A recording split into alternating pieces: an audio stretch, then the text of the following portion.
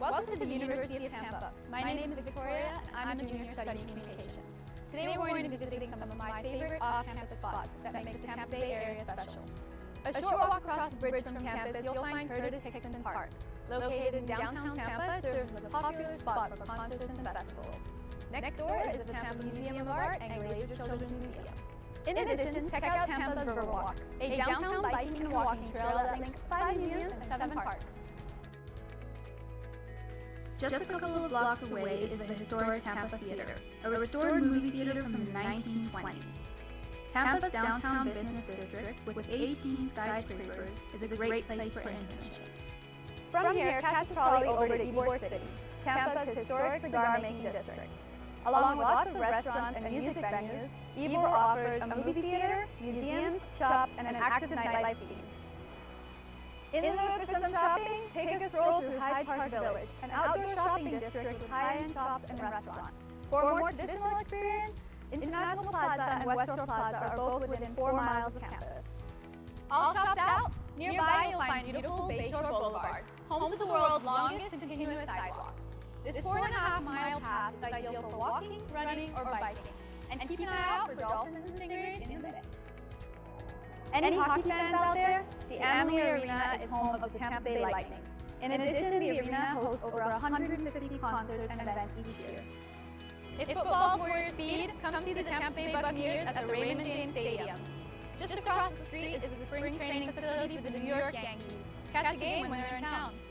You can get close up to nature at Tampa's Lowry Park Zoo. Enjoy the tropical setting while viewing more than 1,200 animals ranging from tigers to chimpanzees and to manatees. Be sure to also check out the Florida Aquarium, an award-winning facility with 20,000 fish and aquatic animals from ecosystems around the world. If you're a thrill seeker, then Busch Gardens has you covered. This popular amusement park features 5 top-rated roller coasters and animal exhibits. We saved the best for last. The Tampa Bay area has some of the most beautiful white sand beaches in the world. Clearwater Beach provides the perfect spot to swim, relax, and hang out with friends. Here we are, back at the absolute best spot in town, UT's campus. I hope you enjoyed getting a taste of what makes this area so exciting, and that you'll soon join us here in the beautiful Tampa Bay area.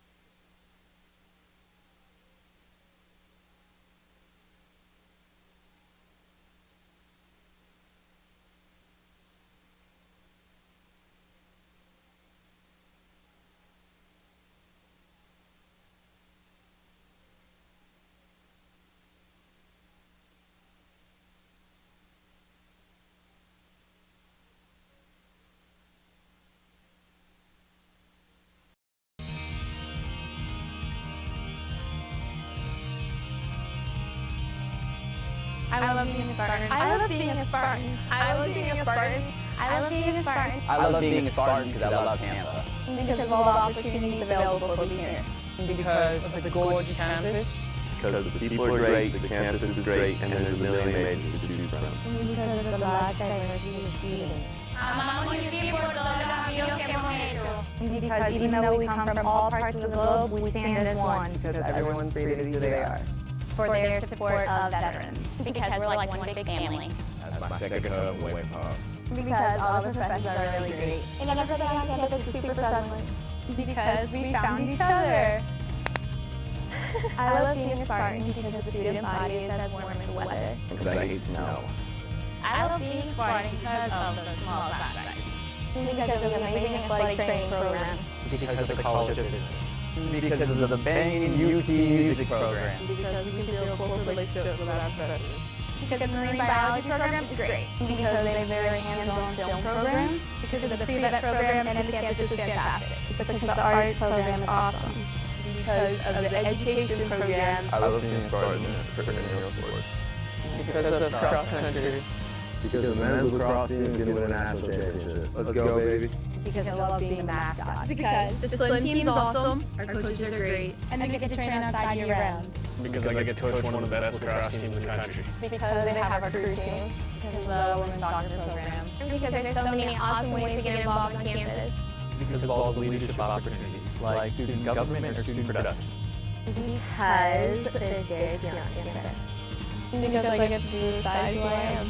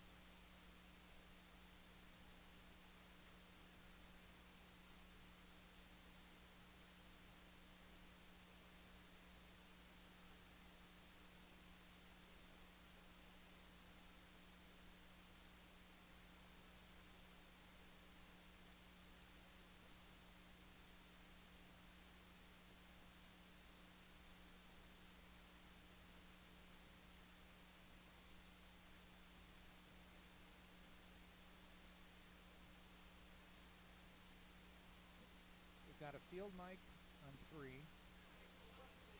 It's right behind the plate down there. Okay. So we usually keep it right around there. It picks up a lot more noise, Yeah. game noise once we get going. All right, you're hearing me, I'm hearing you. Sounds good. So we're good.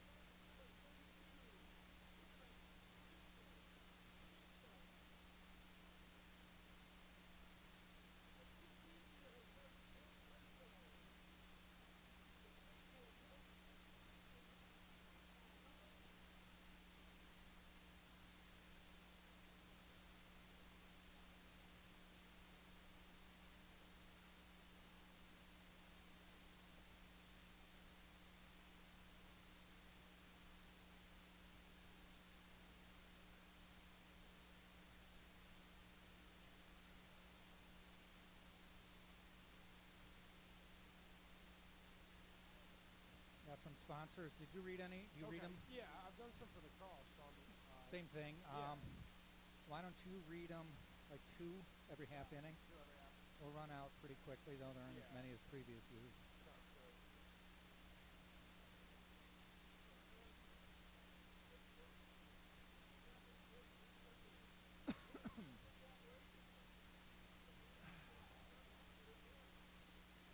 Well, why don't we go on about 5:55? Sounds like a Give plan. us time to go through the lineups. Yeah. National anthem. Start.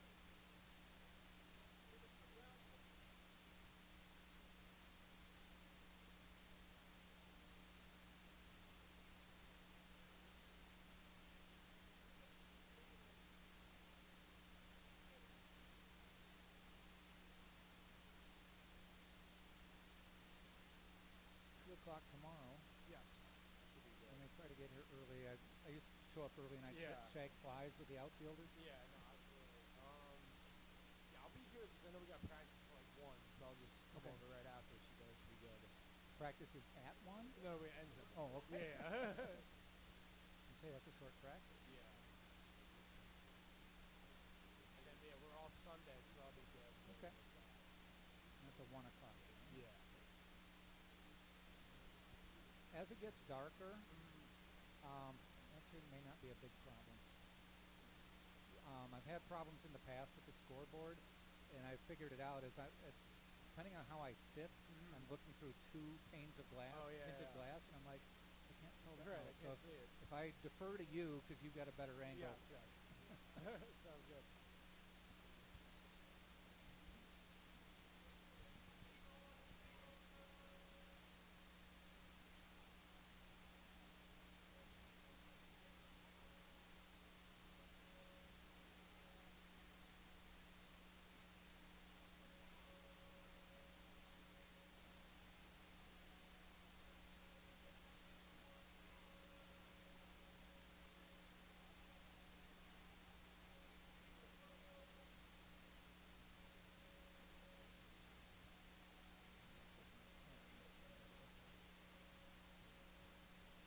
I usually don't keep a scorebook, so I really hope they do a good job. Scott used to keep a scorebook, and I said, I can't walk and chew gum. Yeah, right. I can't do that. I know a bunch of guys do that. They have their own. I've never been able to do it and do it successfully. Right.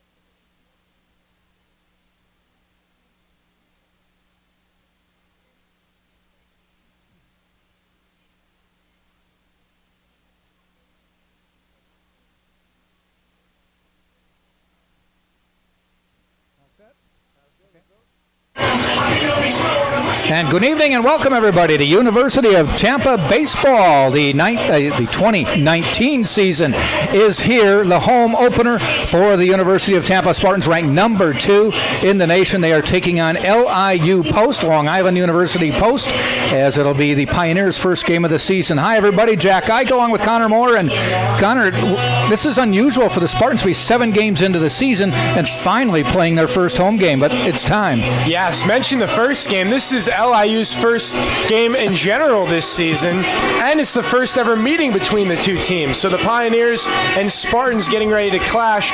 First pitch just a few minutes away. Getting to the Spartans starting pitcher, Kevin Pimentel. He has been a true ace for them in the early going of the season.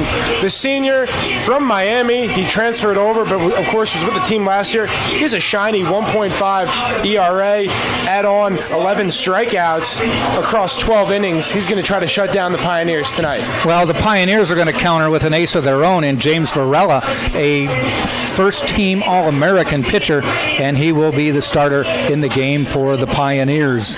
As again, Connor, this is the 6th year in a row that I have not been asked to throw out the first pitch.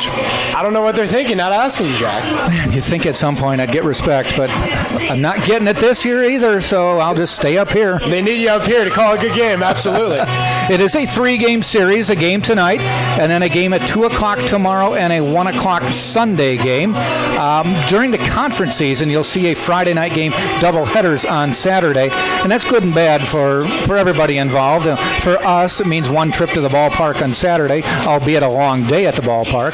With the 3-game series on 3 different days, it's 3 different trips to the ballpark. I don't know if the players prefer it one way or the other. Well, I think if you ask Coach Joe Urso, he doesn't mind it. This is a deep Tampa team that can play in longevity of spirits. So right now, I think this is an opportunity for Tampa to continue to grow as we get ready to honor America. America with the playing of our national anthem.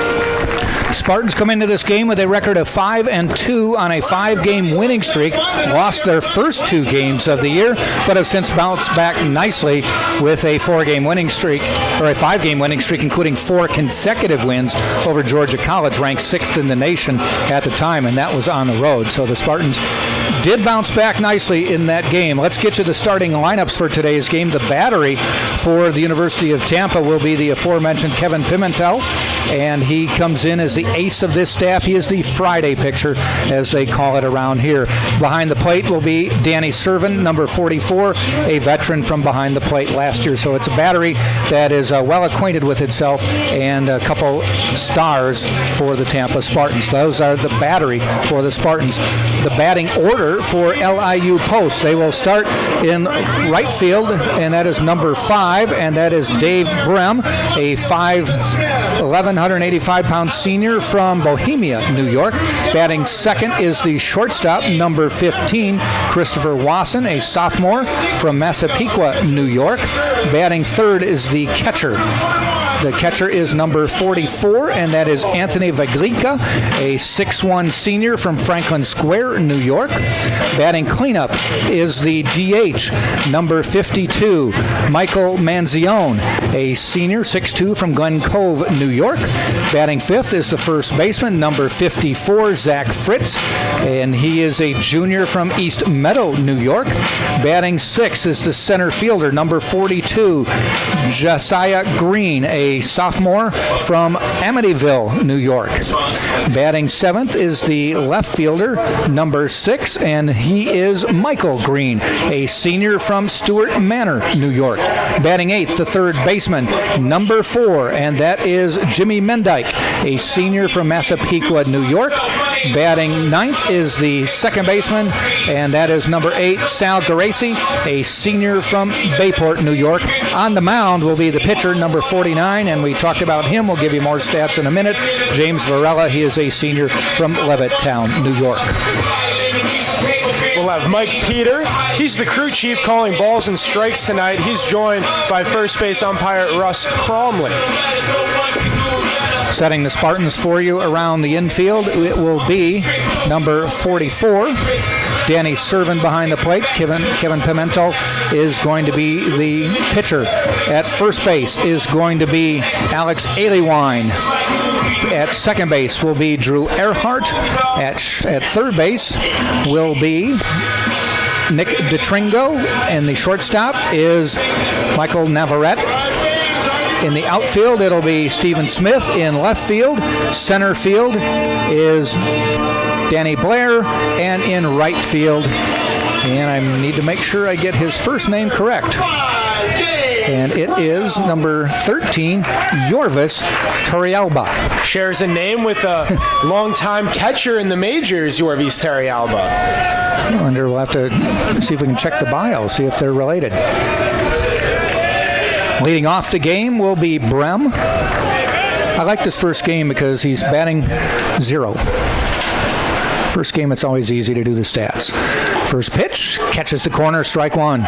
More on Dave Brem. Last season, he had 63 hits. 51 of those were singles, so he's up there looking to make contact, not swinging for the fences, only 1 home run. That's what you want out of your leadoff hitter. Get on base and move.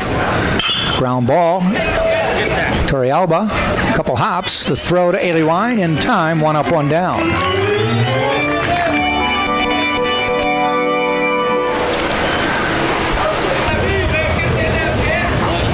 See Pimentel not wasting any time out there throwing strikes out of the gate. You know, that's a bugaboo with Joe Urso, is just throw strikes. We've got a good defense. You look at the strikeout to walk ratio for the staff so far, especially the top 3 starters, and it is really good. 2-to-1 is a good ratio, and those 3 are at 3-to-1, if not 4-to-1 at this point. Yeah, taking a look, Pimentel has an even 1 whip on the season, walks his per innings pitch, so that's something you definitely want to keep up as the season progresses. And again, he's ahead in the count. No balls, 2 strikes, 1 out. Top of the first, season opener. Fouled off. You may not be able to see it at home, but there's about a 90-foot screen circling the ballpark here because there's some major roads on the first base and third base side, parking lot on the center field and left field side, and some dorms you might be able to see in right field. Yeah, if you live in Morsani, you get a beautiful view. You get a luxury box almost. Absolutely, free game. Why not? Down first base line, if they get it over the fence, there's a dorm really close to us, and if you get it over the fence, they've knocked them off the dorm before, so that's the main reason that this fence is here. And as I said, there's a couple heavily traveled streets behind us and down first and third baseline that they try their best to not distract any drivers. 2 balls, 2 strikes, and that hit him. Yeah, Wasson was not eager to get out of the way there. Takes one for the team, gets to first, pass it on to your number 3 hitter now, Anthony Vagleka, the catcher. See what he can do, the southpaw. Catcher, number 44, Anthony Vagleka. Notice, Jack, Coach Urso does not have the Spartans shifting at all. That's a trend that's been monumental in the majors, but playing straight-up defense here in the first inning. He never really got into that. Vagleka at first. Or I should say at the plate, catcher, fouls it back. Wouldn't bother me if they outlawed that shift. Yeah, it's all about the metrics. And players are just swinging for the fences. They will not take a drag bunt or a push bunt to get on base. They want the home run. Just outside. Spartans playing normal depth. DeTringo at third. Playing behind the bag. Getting a look at Michael Manzione on deck. He's the big bopper. He had 7 home runs last year. He's up there hacking if he gets up. Nick Durr had started most of the games for the Spartans this year. He's hurt today. He's normally the third baseman. That's why DeTringo, who is normally the right fielder, is at third base. That got Danny Blair in the lineup, playing center field.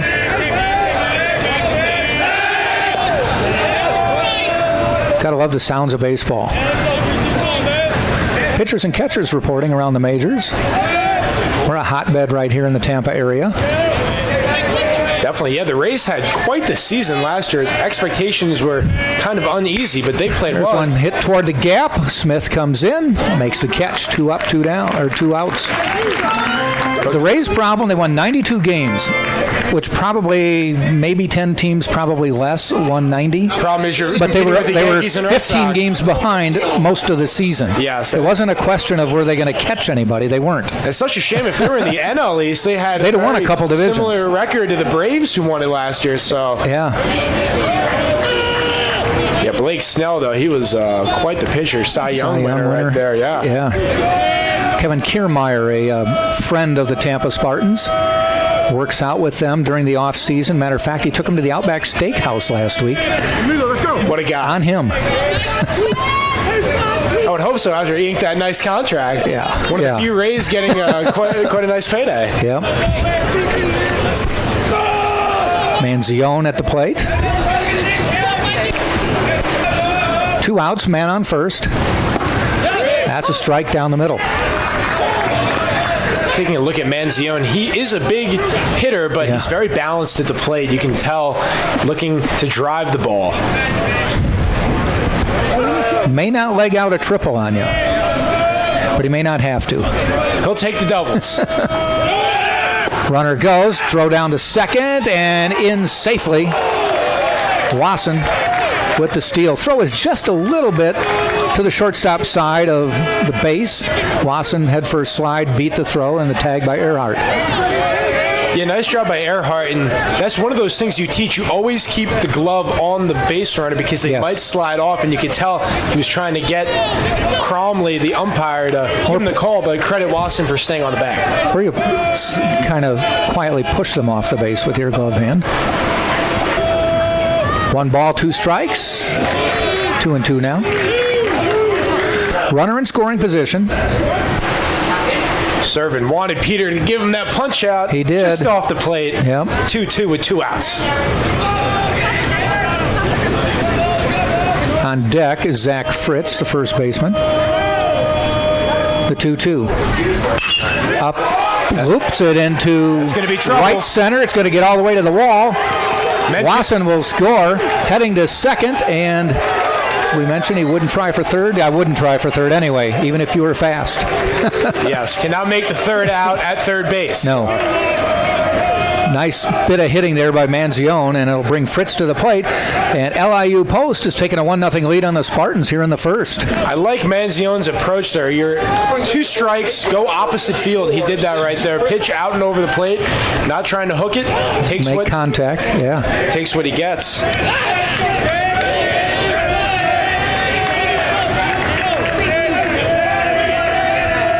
Zach Fritz to the plate, the first baseman.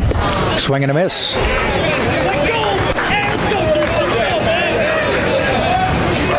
One thing we should mention, anybody watching at home or watching anywhere, is our camera is static. It won't move left, right, up, or down, and you will lose the ball going down the left and right field line. There's a swing and a miss, strike 2. So we will do our best to keep you informed if the ball does go into the corners. We have very tight accommodations in here. Definitely. Big at-bat here for Pimentel, trying to get out of this inning. Again, ahead for the third batter, this inning 0-2. Goes with the heat. And he strikes him out.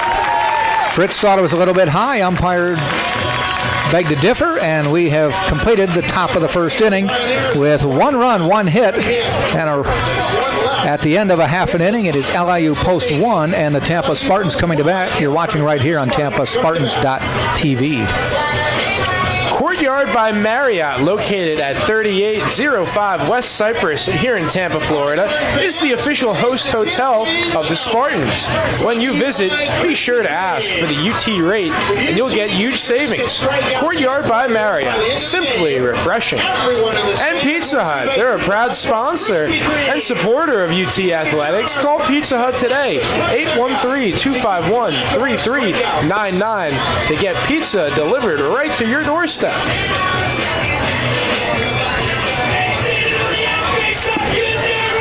Batting order for the Spartans as we head to the bottom of the first. Leading off will be the third baseman. Number 4, Nick DeTringo. He is a senior from Ruskin, Florida. Went to Tampa Prep and St. Petersburg College. Batting second is a Gold Glover. Number 2, Drew Earhart. He is a sophomore from Tampa, Florida. Went to Wharton High School. Batting third, new to the club this year, is the first baseman, and that is number 30, Alec Aliewine from Panama City, Florida. Went to Gulf Coast State College. Batting cleanup is the catcher, number 44, Danny Servin. And Servin is a senior from Miami and a transfer from the University of Tennessee. Fifth in the order is the DH, number 15, Danny Maynard. And Maynard is a senior from Burnt Hills, New York, by way of Maryland. He and Servin will alternate between catcher and DH, depending on the day and the circumstances. Batting sixth is the right fielder, number 13. That is Yorvis Torrealba, I should say, from Parkland, Florida. And he is from Wake Tech and the College of Central Florida. And I'm sure had a heavy heart yesterday. He's from Parkland, Florida, Stoneman Douglas High School. Batting seventh is the left fielder, number 5, Stephen Smith, and he is a senior from Trenton, Florida. Went to Santa Fe College and VMI before ending up with Tampa. Batting eighth is number 9, Danny Blair. He is a senior from Bel Air, Maryland. Went to South Carolina, coming here for his senior year. A little bit more about him when he comes up. And batting ninth is the shortstop, number 27, Mikey Navarrete from Miami, Florida, by way of Santa Fe College. You mentioned the starters, Jack. 8 of the 9 batting over 300. Yeah. That's a clip that you want to stay at all year. 295 as a team are the Spartans. Spartans are good hitters. Joe Urso says he's got some pop with Alec Aliewine. Swing and a miss, though. Bent that one away from the plate. And DeTringo goes down swinging. Exceptional pitch by James Varela. Talking to Coach Gaffney before the game, he can elevate his fastball into the low 90s, 92, 93. But you saw that changeup there, had DeTringo out in front, and ultimately goes down swinging. Oh, yeah, Coach Gaffney said even with his off-speed pitches, there's a pop-up by Earhart out of play. He can do it with a little velocity. So you give him a bender and you think you're sitting on it, and it's by you.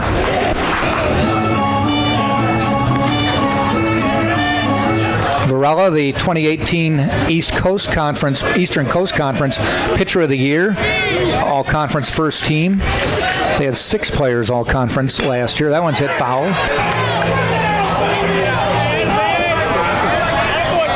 Just out in front. That one could have been a trip. Was close.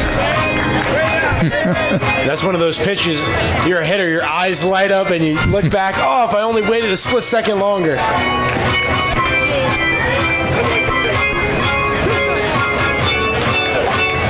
See what Varela does here, though, ahead in the count now. Does he go back to the changeup? No balls, 2 strikes. Almost catches the corner. A lot of people thought it did. 1 ball, 2 strikes. This is a tough time of day to hit in this ballpark. 6 o'clock this time of year. The lights have not taken over. It'll take a little bit of time. Interesting, you'll find out over the course of the season this field changes as time goes on. There's a ball in the dirt.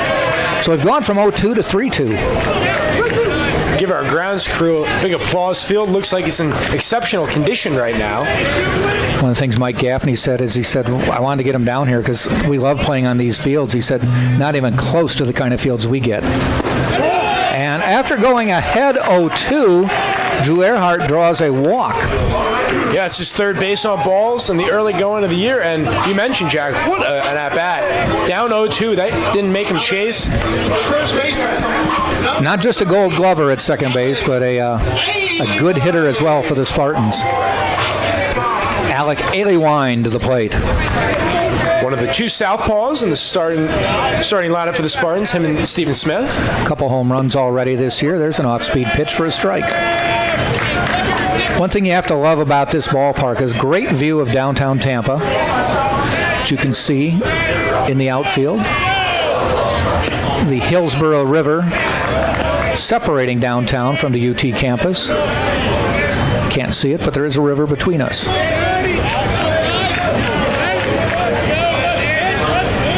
1 ball, 1 strike. Aliwine waits. Check swing. They call it a strike. He went around. In the hole, Aliwine, does he choke up, go for contact, or does he continue to swing for the fences?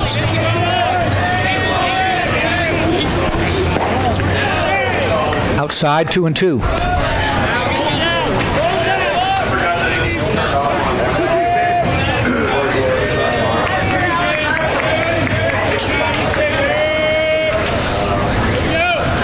In the stretch with Earhart on first.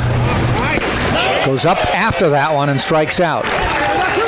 Second K for Varela, and that pitch was placed perfectly up by the eyes and away. And you can see the frustration that time by Aliwan. He wanted to hold up, but once he committed, it was too late. Just tried to spoil it to no avail. Brings Danny Servin, the catcher, to the plate. 2 outs, 1 man on.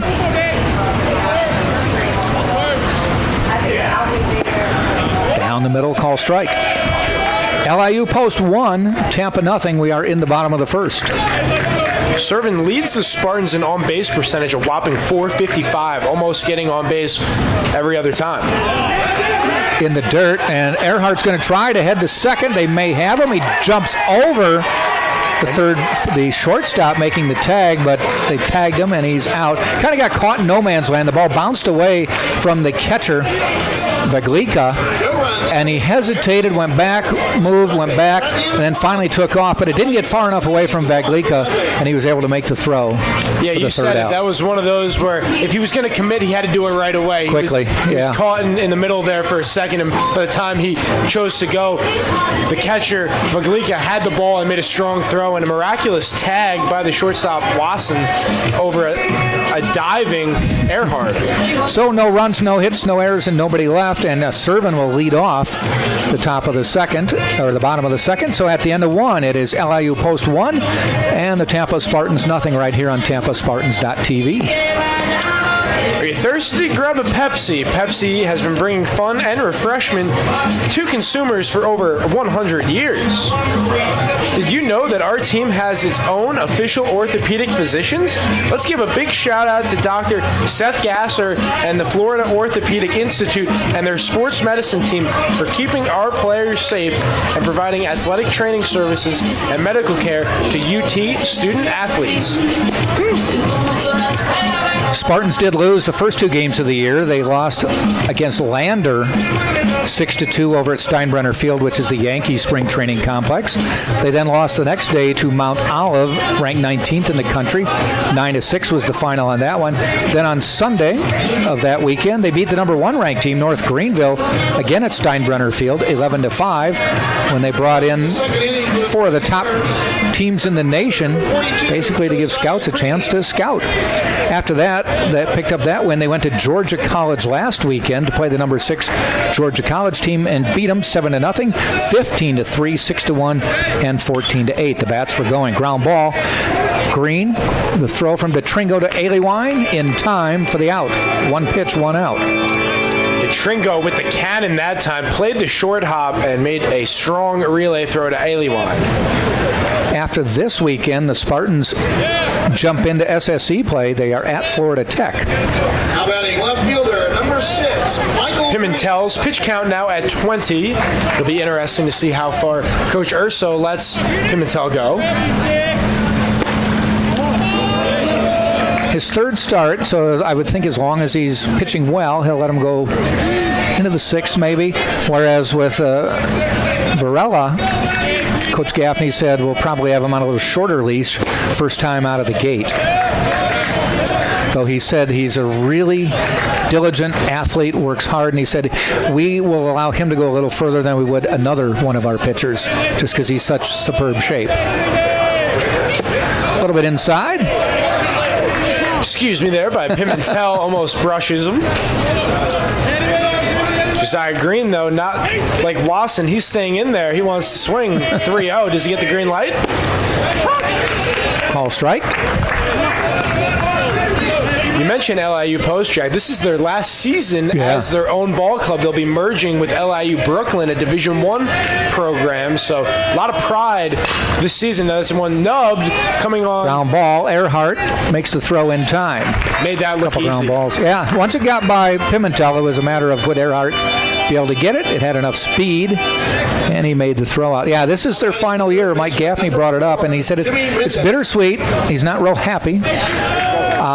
They're merging to become a D1 program, and he will be the associate head coach, not the head coach, associate head coach of the new program. And he said once they announced it, which was last spring, a number of commits and younger players are allowed to transfer at that point. They have an open transfer rule at that point, so they left looking for schools. He said juniors and seniors especially hang around because there's nowhere to go and they've got a good team coming back anyway.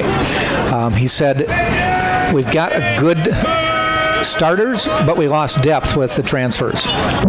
Fouled back. Yeah, definitely. And if you look at it, obviously a lot of turnover, but the remaining players that stayed, it really has brought them together. Yes. Talking to Coach Gaffney, because they know what's at stake. They know what they're doing. This might be their last go-around, so they're going to make the most of it. Yep. They'll be hanging around down south before they head back north. Myrtle Beach next on the That could be cool up there. I've had other teams leave from here and go to Myrtle Beach, and they said it was nasty up there sometimes. I think they're very optimistic, though. I noticed that on their schedule, they're listing a February 28th home game. Yeah, up in New Long Island. York. I don't know about that. As Pimentel gets the ball, throws, and a nice easy inning with 3 ground balls. Keeps them hitting it on the ground, keeps them hitting it not too hard. So no runs, no hits, no errors, nobody left. We played an inning and a half, and it is LIU Post 1, Tampa nothing. Coming up for the Spartans will be serving Maynard Turrialba right here on TampaSpartans.tv. Crown Plaza, offering business travelers high levels of comfort, service, and amenities. Visit Crown Plaza Hotels and Resorts. Crown Plaza, the place to meet. Mart's, the official chariot of the Spartans, is Mart's first class coach. If you need to charter a bus, go online, www.martsfirst.com. Spartans are the preseason pick to win the Sunshine State Conference. Spartans got 9 of the 11 first place votes. Florida Southern.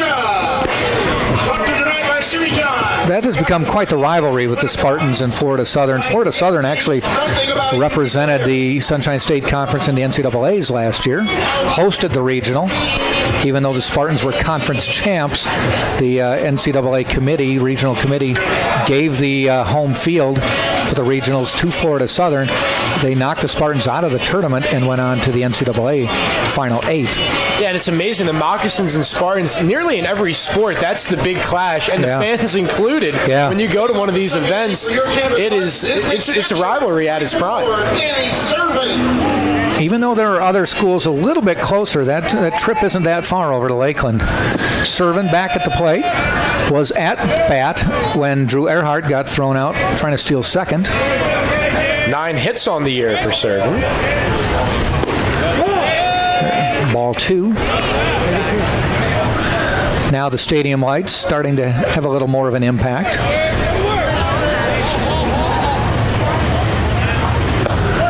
A little bit high, ball 3. Varela losing his command in the bottom half of the second. The 3-0. And he walked him on 4. Second walk of the game for Varela. And with this Spartans lineup that's so complex, that's one of those things you don't want to do. You don't want to hand out too many free passes because they'll make you pay.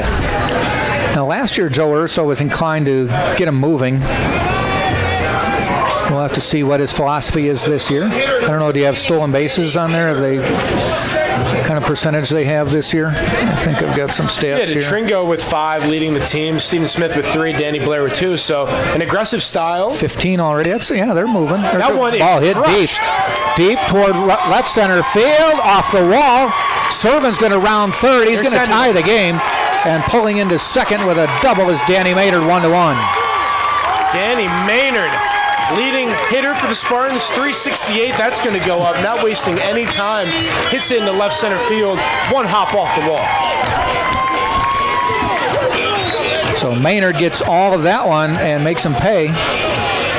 We bring that up. I bring it up every year because it's a fallacy, but it was a leadoff walk, and there's an old wives' tale that a leadoff walk is worse than any other way to get on base in terms of what it'll do to the defense. And the wives' tale was that a leadoff walk would score 67% of the time. 2 out of 3 times a leadoff walk will score before the inning's over. That's a wives' tale. It's a great point because you have to go in the stretch, and they didn't really deserve that base runner. But it doesn't score any more than a base hit or an error or a hit by pitch or anything else. But it's a wives' tale that a leadoff walk will hurt you more. Playing the mental game. But the fact is, they're 1 for 1 today. That's what counts. Yep. So a healthy cut that time by Torrealba, swinging for the fences with Maynard leading off second. Torrealba, 333 hitter, 5 hits, 15 at-bats. Tries to bloop one. Does it get over? It does. It falls into right field, and they're going to hold up Maynard at third. Runners on the corner. No outs.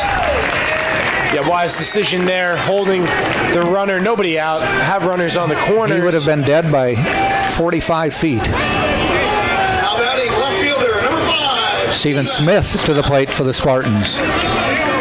Stephen, the fixture last year in left field, has 22 at-bats this year, 7 hits, 318 batting average. DeTringo and Earhart leading the Spartans. They both now have 31 at-bats. Well, actually, Earhart's still with 30 because he walked a little bit inside. Stephen Smith staring down very hard. Really? I thought he stared a little bit there. Come on now. Let's get it over the plate, not behind me. Yeah. It's not my fault you gave up a hit and a walk and a double off the wall. That one's just inside, not too inside. No, I think, but it's 2-0. Velika has to go out and talk to Varela. It's a tie game still, but this game could change in a heartbeat. The Spartans, they've scored 6 runs or more in their last 6 games. Another opportunity brewing. Ball 3, and he's gone 3-0. He walked Servin on 4 pitches to start the inning, and now he's 3-0. In between these two, he gave up a ball off the wall for a double and a little blooper into right. Down the middle for the strike, but you're right, Varela needs to come back and try to get a couple outs, or the Spartans will make you pay. Interesting count here for Smith. 3-1, he's in the driver's seat. And the pitch. Swing and a miss. A little bit behind that one. Umpire said he actually got a little bit of the ball. So it's a full count, 3-2. Big payoff pitch coming up. No outs. We'll keep an eye, though, on Torrealba, see if he's inclined to run. There he goes. Ball's fouled back. We'll do it again. Had a feeling that was the right pitch, and he took off. Yeah, I like it. Coach Urso is extremely aggressive and put pressure on the defense. If you got your runners in motion, makes things extremely difficult for defenders which base to go to when a ball is hit and play. Torrealba does have a stolen base this year. DeTringo leading with 5, and he goes way upstairs for the strikeout. Smith went fishing at that one, couldn't get it, and that will bring up Danny Blair to the plate. Danny Blair, the senior, one starter in the lineup, still trying to find his way up at the dish, only batting 176, but we were only 7 games in, so... Limited book on him, though he's got some good history. Played at South Carolina last year, played a lot, and was actually the MVP of the regional NCAA tournament. But just didn't feel he was getting enough playing time, even though he won that honor and got some playing time at the end. He still opted to transfer here for his senior year. Big time crowd here at the UT baseball field. It's not bad, and typically you get a contingent from the other school, especially when they're from the north. Yeah, get out of the cold, come down to sunny Tampa, Florida. Nothing wrong with that. It hasn't been quite the right weather. Typically, if you look a little later in the schedule, you'll see the other players' team, their fans show up, and if it's a game like this at 6 o'clock, they all have sunburns. They've all been out, Clearwater Beach or somewhere for the afternoon. Didn't put on the SPF. No, not used to the Florida sun, that's for sure. And they look like lobsters. 3-1 is the count to Blair. Varela's pitch. Outside, he walked another one. Bases are loaded with one out. And we get to number 9 hitter, Mikey Navarrete. That's an outstanding at-bat by Danny Blair. Even though he's batting below the Mendoza line, his on-base percentage is nearing 280, well over 100 points in his batting average, so that's a good sign. He'll get it together, and now the bases are juiced for the number 9 hitter, Mikey Navarrete. Opportunity here. He has 4 RBIs. He can make that multiple more here.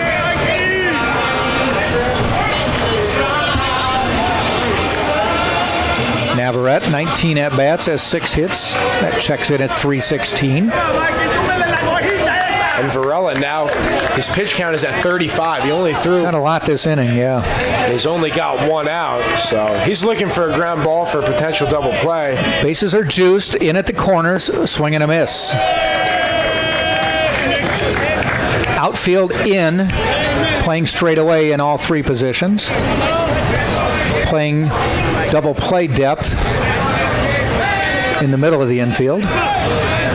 And the 0-1, outside, ball 1. All of the pressure at the moment is on Varela, so if you're Navarrete, stay in your line, take what he gives you, look to drive the ball.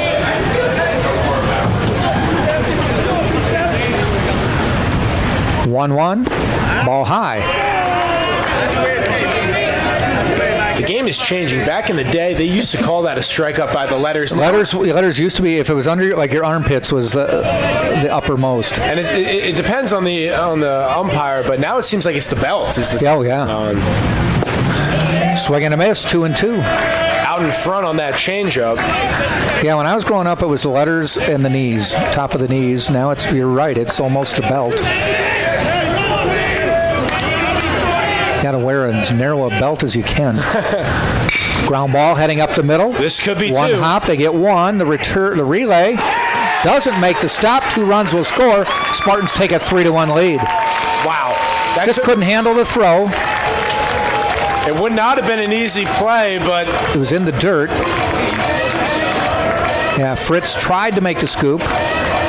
Couldn't do it, so that'll go down as a fielder's choice, as they did get the force, but 2 runs did score. And that hurts because the throw was in time. If he was able to make the pick, it would have been an inning double play.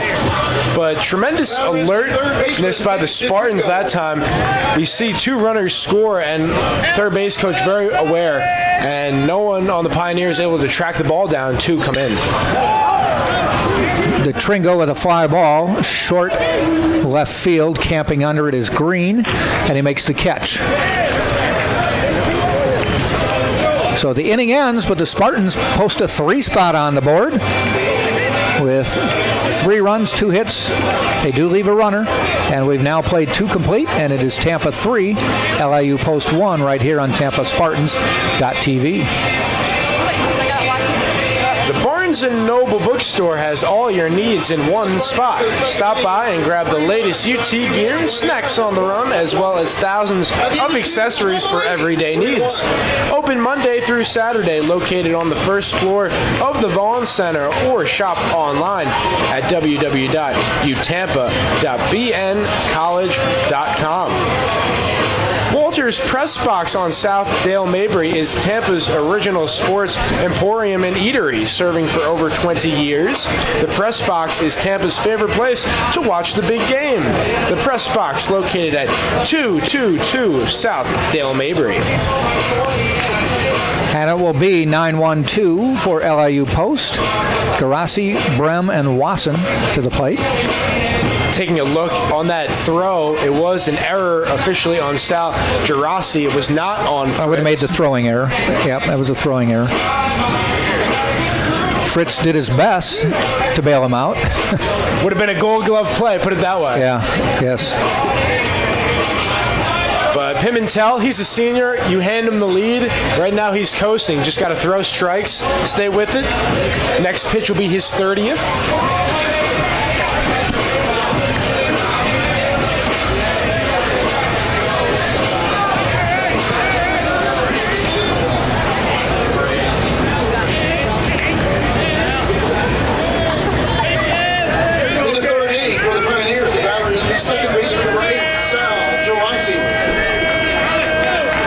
Sal Garassi coming up. I talked to Mike Gaffney before the game, the LIU post coach.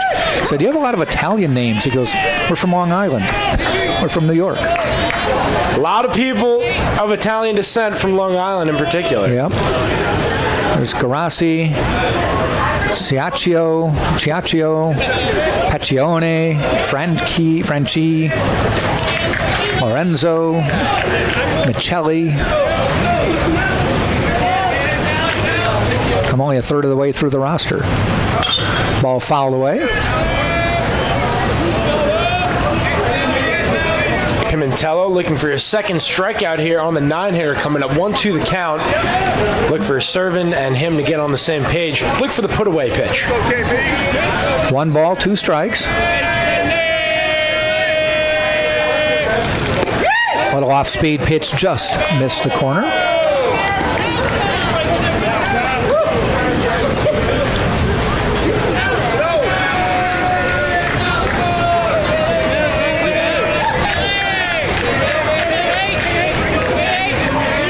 And the pitch. Foul back.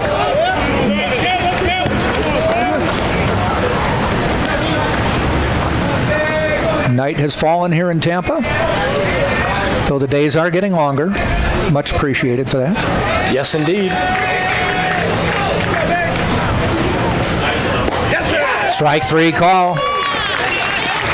Gerasi knew it right down Broadway that time, and second strikeout for Pimentel. And we go back to the top of the order with Brem, Dave Brem. Grounded to short on his first at-bat. Ball a little bit high. Jack Ike, Connor Moore with you for this game. This is about, I think, my 5th or 6th season doing games. You are the voice of Tampa Volleyball National Champion women's volleyball team, and you're doing softball. Yeah, back to volleyball. I spoke to Coach Kadnack. They're actually in the middle of a beach volleyball right now, and that's one of the new sports that Tampa has brought up.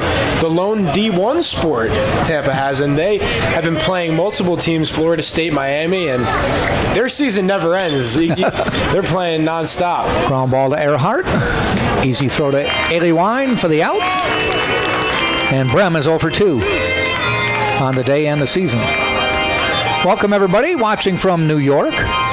Talked to a couple of the players. They said, we don't have a lot of snow, but it's cold. He said, you're twice as warm as us. So the Midwest has been getting pummeled, and I think maybe even further northeast, Boston maybe, a little bit above there. But he said not much in the Long Island area. Yeah, this opportunity is really amazing for the Pioneers, because no way would they be able to play a home game if we were up in New York. So they get the road trip here, a little vacation, and at business right now trying to beat the Spartans. And that one, wow.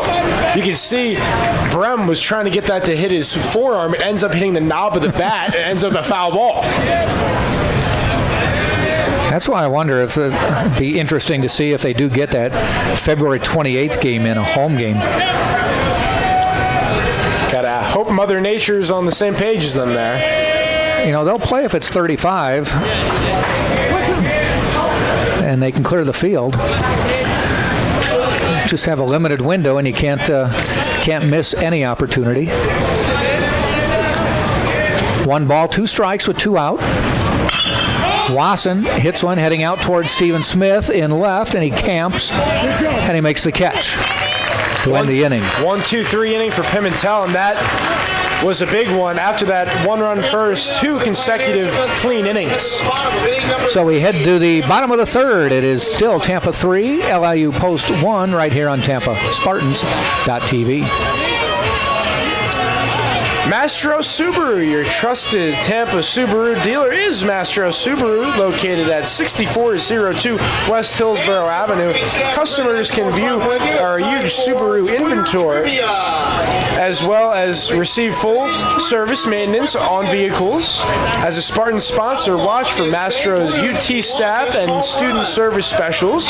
At Mastro Subaru, our reputation rides with you. And Firehouse Subs for fresh made hot or cold subs. Visit Firehouse Subs. At Firehouse Subs, our subs are made the firefighter way. Served steaming hot and located with the finest fresh lights, meats and cheeses, located at 2617 West Kennedy Boulevard. Firehouse, founded by firemen.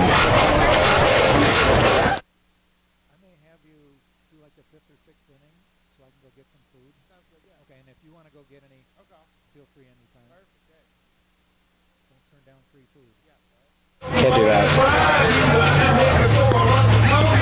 Varela back on the mound for LIU Post. Spartans will send up Earhart, Ailey Wine, and Servin. LIU Post posting a run in the first, Spartans with 3 in the second, and that's where we stand. Earhart drew a walk back in the first inning, but then got thrown out trying to steal second. I don't know if you actually call that a steal attempt, but ball got away from the catcher and he took off. Varela threw that one into the dirt, and the 3 walks has been something he wish he could have back, because the Spartans only have 2 hits, but the base runners and the error, of course, in that last inning has been the difference.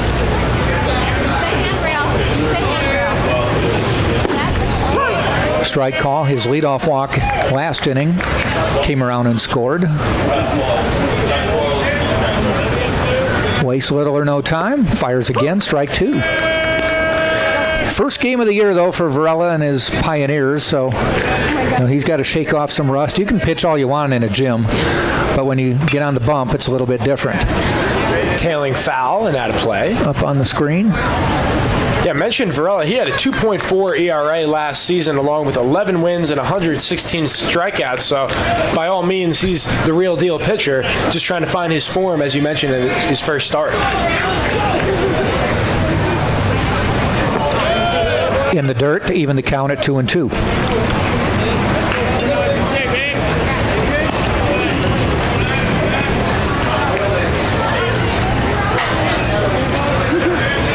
Ailey Wine on deck.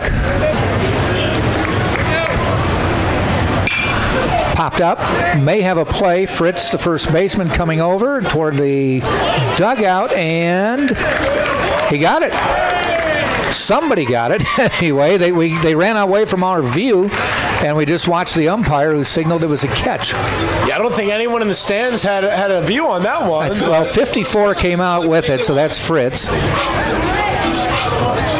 Varela was running toward it. But they made the play. Vaglica was there. I could see him, so I knew he didn't make the play. So they had room. Ends up being a heck of a catch. Yeah. Ailey Wine to the plate now for Tampa.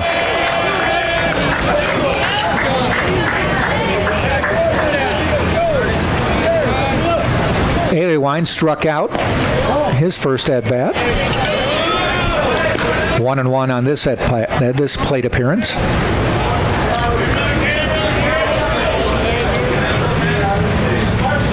Outside ball 2. Varela's only thrown 51% of his pitches for strikes, whereas Pimentel has 65% conversion rate. That one is hit high in the air to center field. Waiting and making the catch. It's Green. Majority of these hitters are getting under the ball, thus relating into sky-high pop-ups, not quite driving it as they would like. With Varela, they're getting the pop-ups. With Pimentel, he's having him beat it into the ground. But the Spartans have hit a couple of them into the outfield up in the air, one of them getting to the wall. Servin, who is one of them who got it to the wall, or the one who got it to the wall, fouls that one off. Yeah, he jumped on that second pitch and went for a ride out in the left center field gap.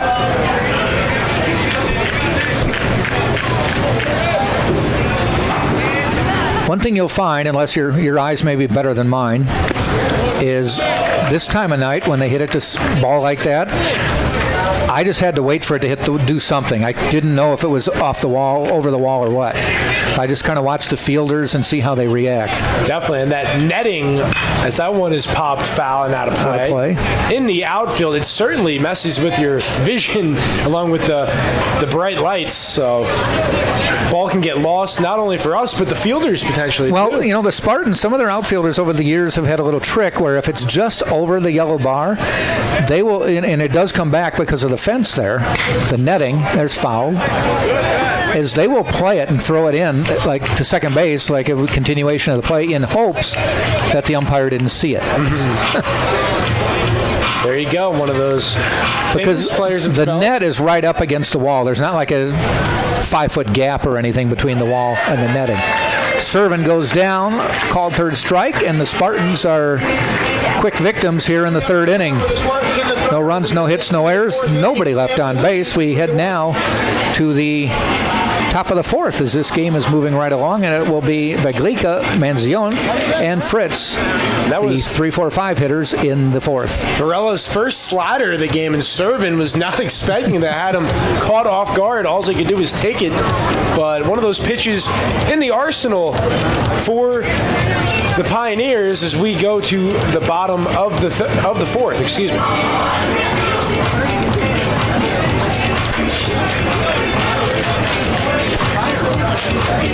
Jimmy John's. At Jimmy John's, they're freaks about fresh bread, meats, and veggies because that means better sandwiches for all. Freaky fresh, freaky fast. Jimmy John's. Freaky yeah.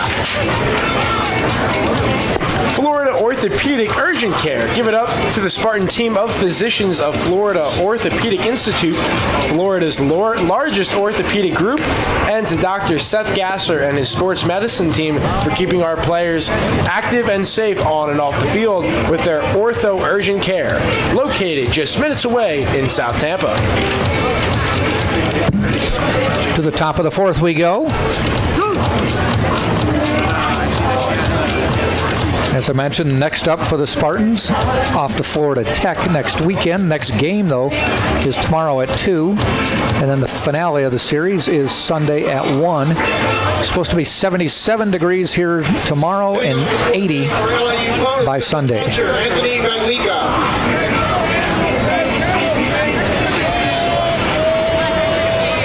Vaglica to the plate. He flew out. Stephen Smith in left, his first time up. More on tomorrow. Expecting to see Mason Duke, the senior, on the mound for the Spartans. Transfer in this year, new player. Spartans have 17 new players. I asked Joe if that was higher or lower than normal. He said a little higher than normal. We lost a lot of seniors last year, so they went out replacing them. It's not surprising that the Spartans get D1 transfers and JUCOs coming in. And he has 2 or 3 freshmen, which is usually if he gets 2 freshmen in, that's about the norm. I believe he has 3 freshmen in this year. Last year, Drew Earhart, spectacular freshman. Yeah, and why not transfer here? Second ranked coming in. He did say he found out one thing, though, after the first couple games with his D1 transfers, is he found out this is pretty good baseball here. Some of them thought they were going to come in and just show you how the game is played. Ground ball foul. But yeah, there's not a huge regression from this level of baseball to most D1. These guys can play at any level. Case in point, a number of Spartans get drafted every year. They're not going to be first through 10th round players normally. Ooh, that one just missed. Might have fooled the umpire, Peter, right there. Yeah, I think he maybe was. He wasn't expecting it. He was waiting for the heater. 3 balls, 2 strikes, full count. Pimentel rocks and fires. Popped up, out of play.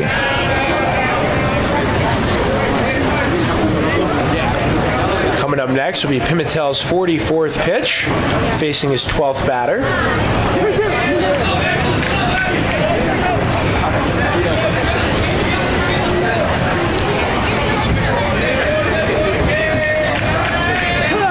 Malika calls timeout and steps out. He flew out to Stephen Smith in his first at-bat.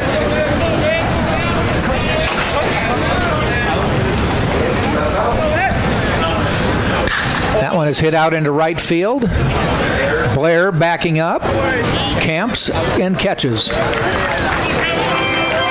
Might have been the longest drive thus far for the Pioneers, sending it, but that's a big field out there. Yeah, that was about as high as it was deep. That was up there.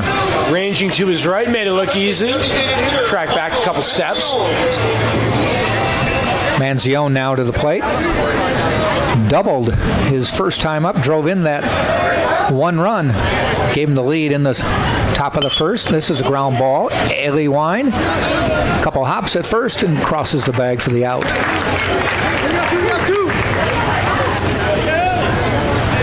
Two up, two down, fourth inning. And that'll bring Zach Fritz, the first baseman, to the plate.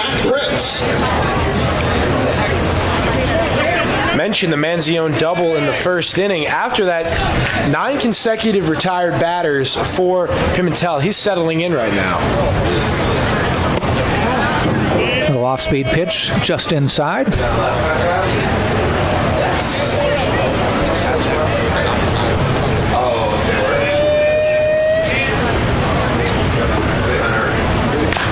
Ground ball, fouled off. Handcuffed that time. Yep. Dribbles it to the left.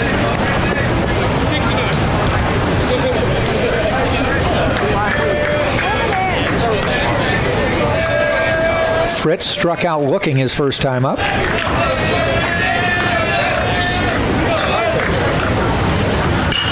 Popped up, foul.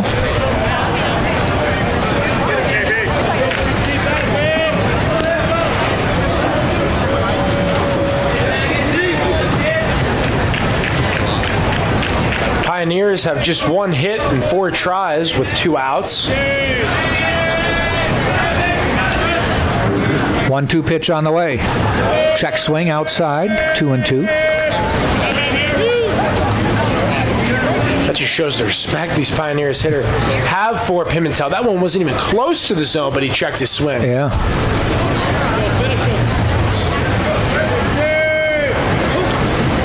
Swing and a miss. He goes down swinging for the third out. So Pimentel retiring the third hitter on his own. So no runs, no hits, no errors, nobody left. And we've now played 4.5, and it is still Tampa 3 and LIU Post 1 right here on TampaSpartans.tv. Sailport Waterfront Suites in Tampa is Tampa's only all-waterfront, all-suite resort located on beautiful Rocky Point Island, just minutes from UT. Sailport is a refreshing alternative to typical box hotels with its spacious rooms and waterfront relaxation. Sailport Waterfront Suites is an official partner of UT Athletics. And Krispy Kreme, for generations, Krispy Kreme has been serving delicious donuts and coffee. Stop by for an original glazed donut or other variety paired with hot coffee. Visit our nearest Krispy Kreme on West Kennedy. Krispy Kreme, serving hot donuts now. LIU Post, after playing the 3 games here in Tampa, will, as Connor mentioned, head to Myrtle Beach, South Carolina for what they're calling the Northeast Challenge, as some other schools from the Northeast will migrate down there. They'll play Southern New Hampshire University, Felician College, Stonehill College, Concordia College of New York, and Lemoyne College. So they've got 5 games in just 4 days. They're going to play a doubleheader on their second day there. Leading off for the Spartans, Danny Maynard. Doubled in a run his first time up. Call strike, 1-1.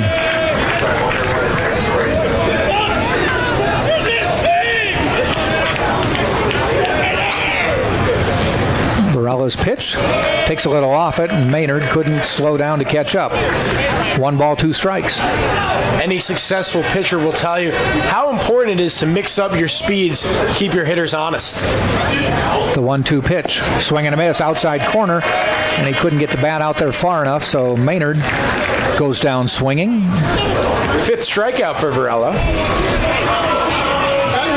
Torrealba to the plate for Tampa now. I've been very impressed with Varela. If that throwing error didn't occur, this would still be a 1-1 ball game. Right. And this is an explosive Tampa lineup, so he's hanging in there for sure. Tampa with the 3 runs on just 2 hits. Though Varela has walked, is it 3 at this point? Yes, it is, yes. Oh, wow. Yeah, only surrendering 2 hits, so Spartans haven't made too much contact today. Swing and a miss. Well, he is a D2 All-American, so he must have something going for him. He's showing it here. 1-1. Fouled off.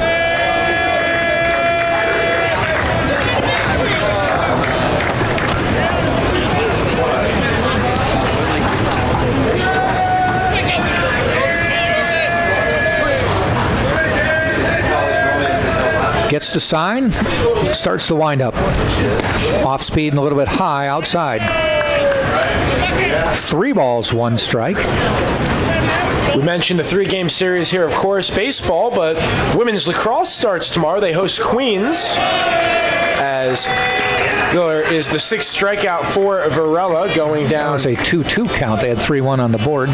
Torrealba goes down swinging. Now batting left fielder, Stevens. And then the men's lacrosse team, they get their home opener Wednesday at 12:30 against Adelphi. Steven Smith to the plate, struck out his first time up. Danny Blair on deck. Smith looks to bunt and gets his head out of the way just in time. Hello. He's been greeted rudely his first 2 at-bats on the first pitch.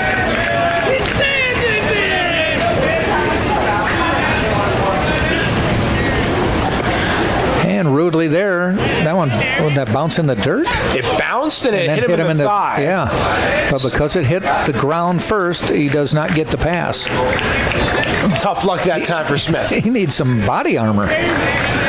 2-0. This time he goes a little outside, call strike, outside corner.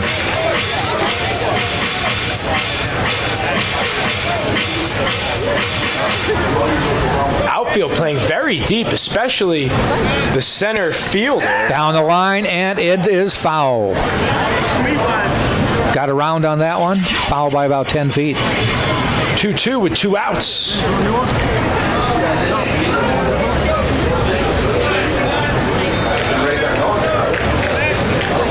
Spartans' plate discipline has been on point. It'll be the 66th pitch for Varela. He has had to work for everything he's earned. They've only chased a couple. Here's the 2-2 to Smith. Fouled. Third baseman runs over, picks it up.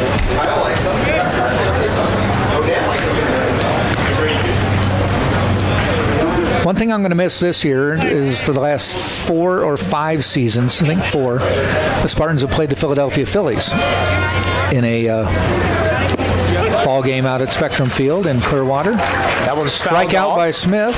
Caught by Baglica. 7 strikeouts now for the Pioneers ace as we head to the 5th. Spartans do not score, and at the end of 4, I should say, it is 3-1. Tampa still on top of LIU Post right here on TampaSpartans.tv. Be Josiah Green, Michael Green, and Jimmy Mendick coming up for the Pioneers. Tampa leads 3-1.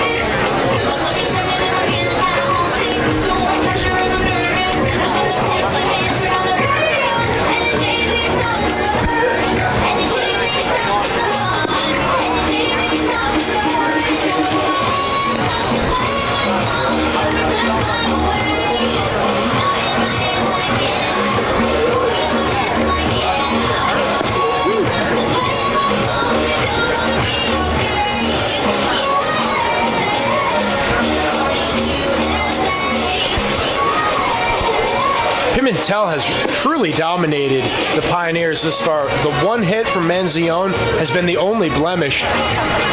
One of those games, sit back and enjoy the show. So far, it's going to be Green, and Mendyke. I was mentioning the Spartans are picked to win the Sunshine State Conference last year. Tampa was 27-3, 42-11 overall. The problem is they lost 2 of their last 3 games of the season. Ground ball, foul. Florida Southern came in here, giving them good battle for first place. The Spartans had already wrapped up the conference, but because the Spartans lost 2 of 3 to Florida Southern in the last regular season series of the year, Florida Southern got to host the regional. So even though a great record of 22-3, they weren't able to host the conference or the NCAAs.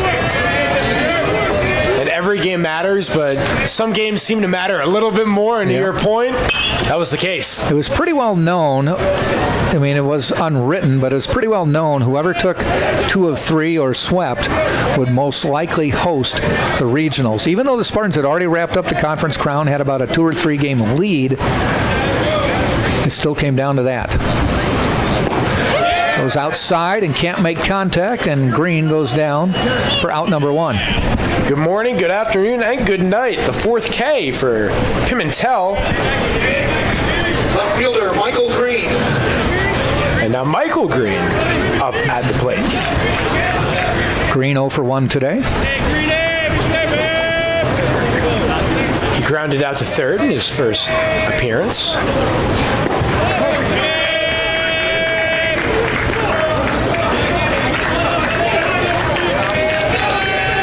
First pitch outside for a ball.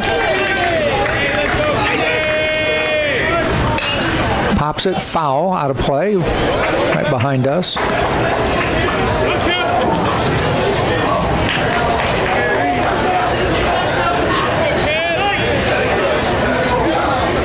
One ball, one strike.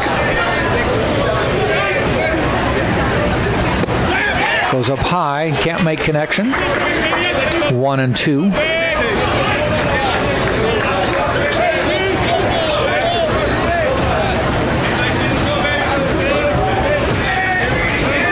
On deck, Mendyke, the 1-2.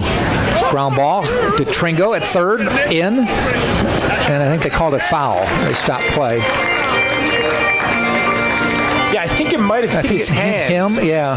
When he swung, thus making it. And now Coach Ursa wants an appeal, rather an explanation about what's going on. I don't think he's going to win this argument. No. It was called. You heard it hit something and then a thud, and it just looked weird. I don't know if it bounced off his foot. And I think he wants clarification because it was a delayed call by the first base umpire, Russ Cromley. Wondered why DeTringo had already gotten it and made the throw before the call was made. We'll do it again nonetheless.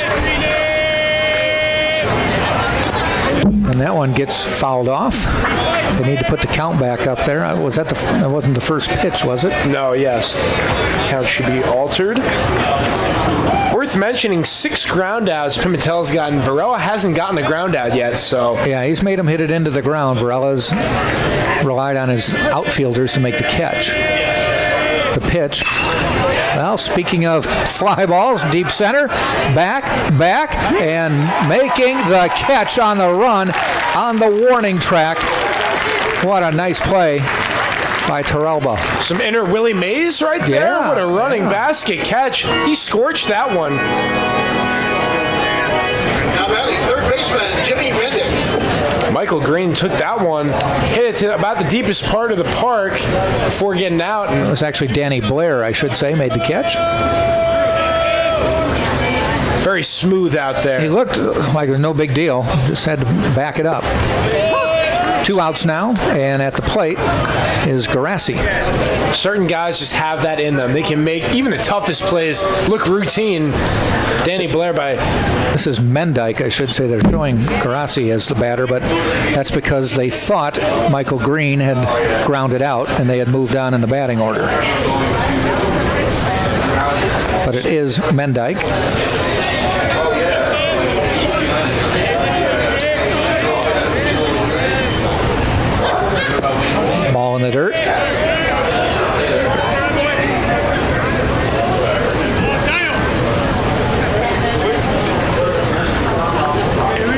Pimentel and Servin, they've had a nice connection, pitcher to catcher thus far. 1 ball, 2 strikes with 2 out. A little bit low. 2-2. What an eye that time. Very hard pitch to lay off because it hung in the zone and then it had a little bit of a dip at the end.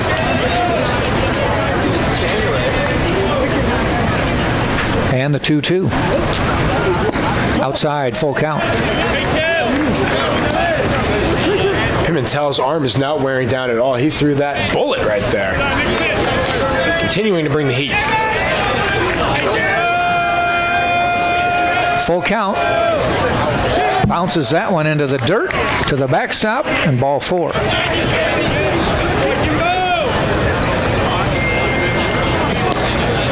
Overthrew that one. He did, yep. This is the first walk. And it'll bring up Gerasi. Important batter here. Do not want the 9-hitter to get on base and flip the lineup over. Call strike.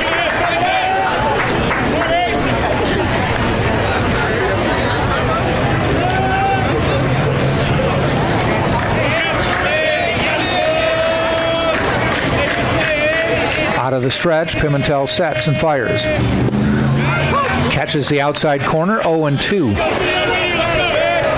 Displeasure by Gerasi. That was one on the outside part of the play. Could have went either way. Mike Peter calls it a strike, and now Pimentel is ahead. And the 0-2 pitch. Fouled off, stays alive.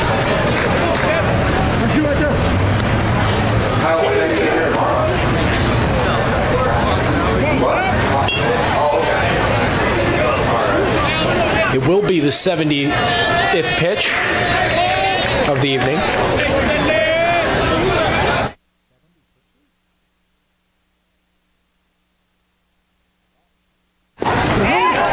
And a strikeout to end the inning, so no damage off the walk. And we've now played 4.5. And it is still Tampa 3, LIU Post nothing. Right here on TampaSpartans.tv. Thank everybody for watching, whether you're here in Florida, a friend or family watching your son play, maybe up in New York. Come on down to Tampa. We had a game last year, maybe the year before, and they were playing a team from, I think, maybe North Carolina, where it was kind of cold. And we talked about how nice it was down here. It was like an 85-degree weekend down here. Next day, guy comes up, knocks on our window on a Saturday game, said, "You guys made it sound so good, I drove down to watch my son play." That says it all, right? In the raffle, it is time to announce our winners. He said, as soon as the game was over, I got in the car, drove all night. Convinced me. Yeah. Here the concession stand. Said, well, I should get a commission or something. Yeah. Listen carefully, your name may be called. The winner of the red Tampa shirt. Spartans will have Blair Taro, way to go, EJ.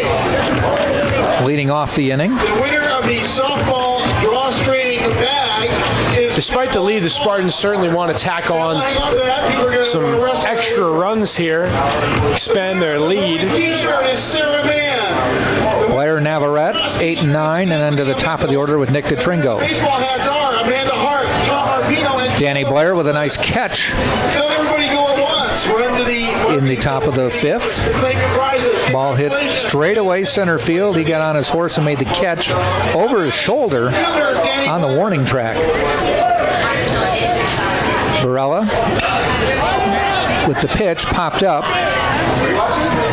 Second baseman Gerasi makes the catch. One pitch, one out, and we mentioned Pimentel with 70 pitches. That was the 72nd for Varela, so both coaches might be starting to... Well, there is a pitcher warming up, or stretching, I should say, down in the LIU Post bullpen. Nothing going on with the Spartans. Wouldn't be surprising if either one is not around for the 6th inning.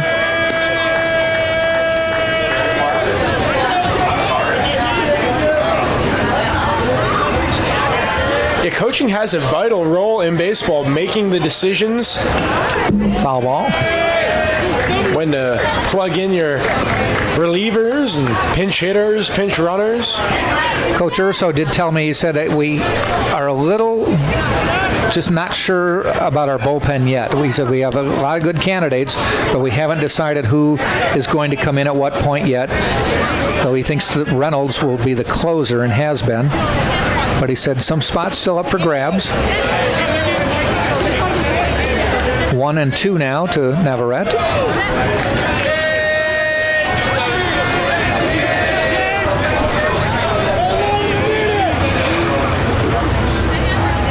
Off-speed pitch, went upstairs, swing and a miss. Second out. So Varela's winning the strikeout battle. Yeah, he's pitched a nice game. Really has. Especially considering it's the first game of the year for the Pioneers. He does not look any rusty at all. No. A couple walks earlier. Nothing since probably the second inning. Nick DeTringo to the plate, 0 for 2 so far today. Struck out and flew out to left field. 12-6 curveball that time by Varela. Comes back with the gas.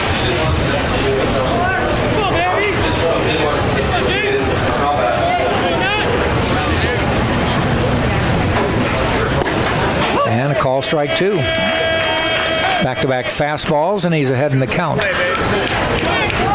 On deck, Drew Earhart. It's no surprise why both these pitchers are successful. The movement they have on their pitches, from our viewpoint, it's hard to say, but as a hitter, making a read so difficult.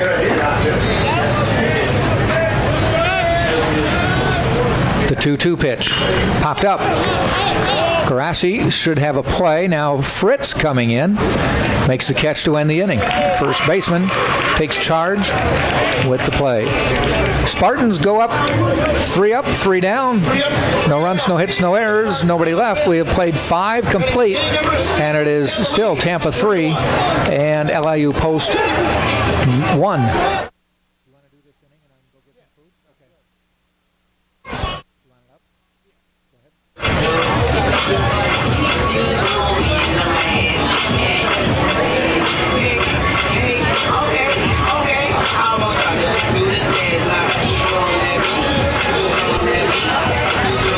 Taking a look at our statistics through 5. 5 assists for Tampa, 2 for Long Island. The one error in the game proved to be costly. It happened in the second inning, and it was committed with 2 outs, and the bases were loaded. 2 runs ended up scoring after the Sal Gerasi throwing error. Pick could have been made by Zach Fritz. It was a tough play, but that has proven to be the difference in the ball game. And now, if you're the Spartans with Kevin Pimentel, you got the lead, don't want to look back. And at this stage, you need to accumulate 12 more outs and protect the 2-run lead. Dave Brem will be up in the top half of the 6th. In his first at-bat, he grounded out to short, and in his second at-bat, in the 3rd inning, he grounded out to 3rd. So pulling the ball on the ground to the left side. See if 3rd time's a charm for Dave Brem. Pimentel's ready, Brem's ready. Let's do it. The 74th pitch of the night is taking the curveball down the middle for a strike.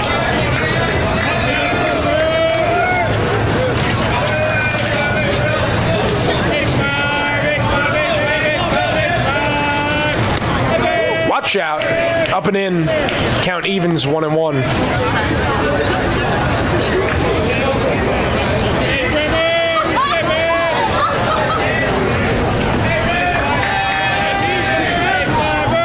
And the 1-1 spoiled foul.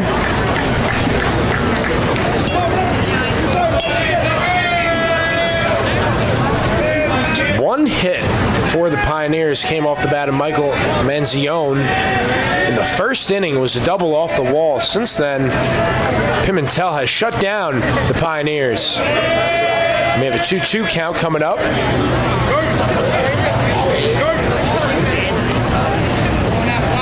If you're an LIU fan, just hoping to string together a few hits here and there, hang around this ball game. And the payoff. Scorch, second baseman Earhart, throws to Aliwan. 4-3 on the putout. And that'll bring up Christopher Wasson. Shortstop, Christopher Wasson.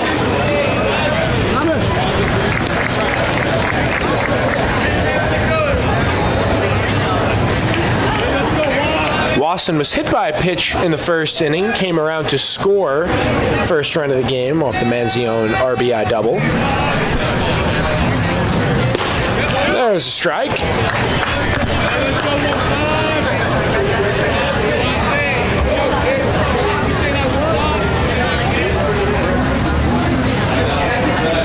And the 0-1 from Pimentel.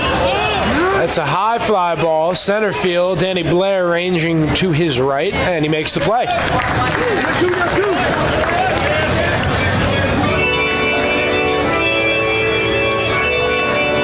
F8 on the fly out.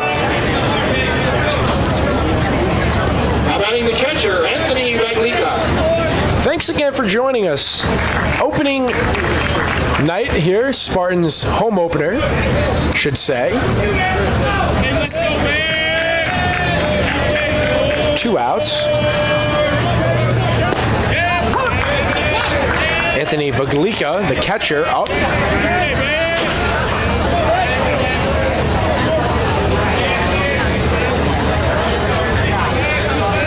And the 0-1, just outside. I'm Connor Moore, joined by Jack Ike. Beautiful Friday night here in Tampa, Florida. First of a 3-game series. That one is through for the second hit of the evening for the Pioneers.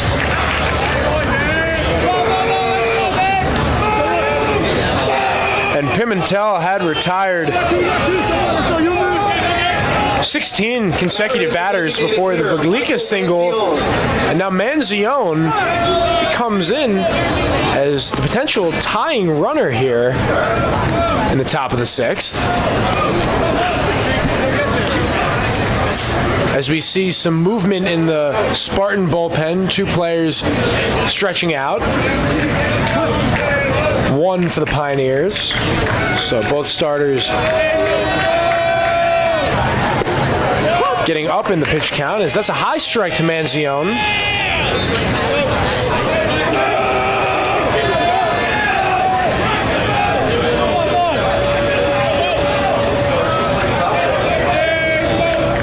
He is a 6'2" frame, so get those calls as that's a ball outside.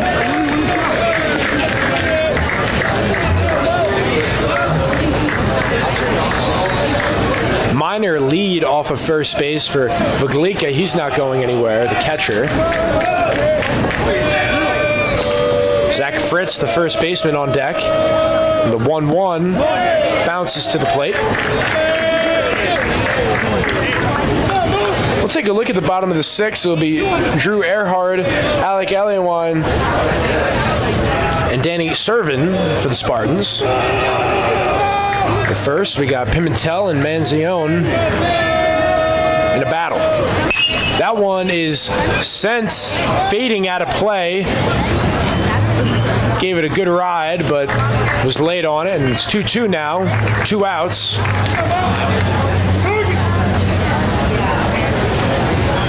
Servin looking over to the bench, maybe getting a sign from Coach Ursa what they want to do here. Be the 84th pitch for Pimentel. Hoping to be eligible for the quality start, and we'll have a full count now.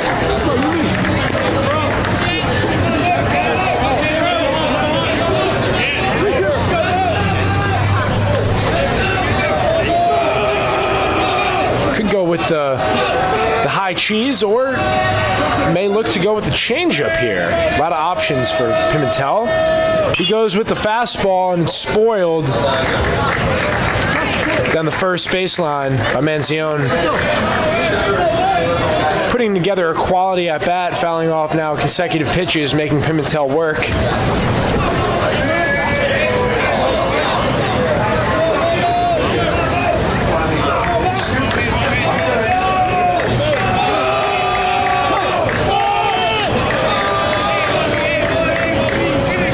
Long pause by Pimentel. Here we go. Full count, 2 outs. That'll have the runner Briglica running no matter what on the release.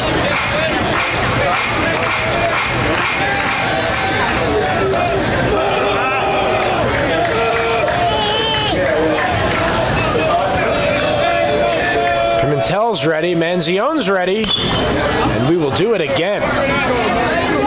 Getting your money's worth right here.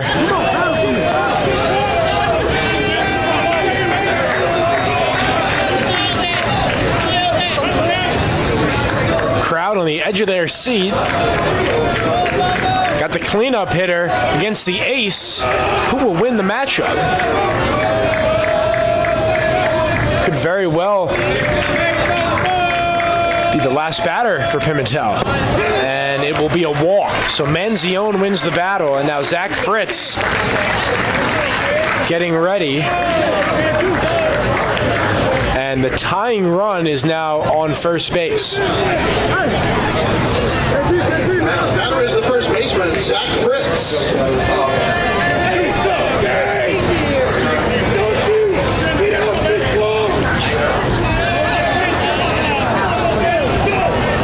And let's see what we got. Here comes the walkout. Have a meeting on the mound.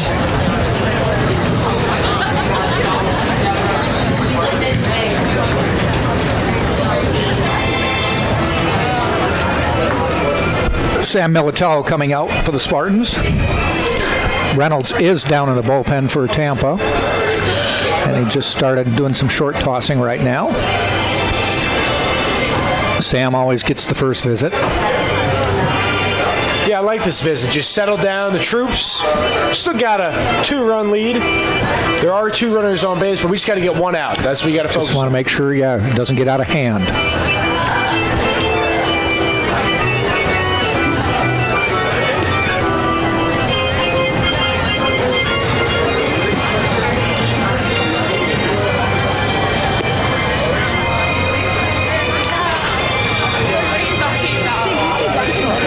Well, Zach Fritz has his biggest at-bat in the first game of his season.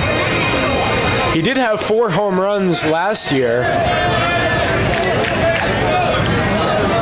So fully capable. The junior from East Meadow, New York.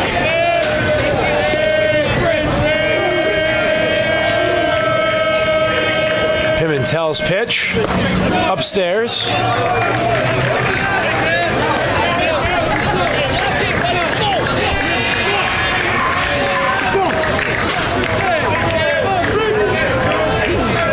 Infield playing straight up, as is the outfield.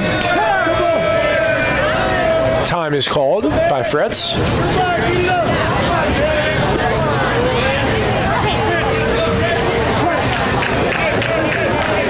So much on the line. Pimentel in no rush whatsoever. And the pitch. Low. Command factoring in now. Wonder if Pimentel might be slowing down as he's thrown 92 pitches.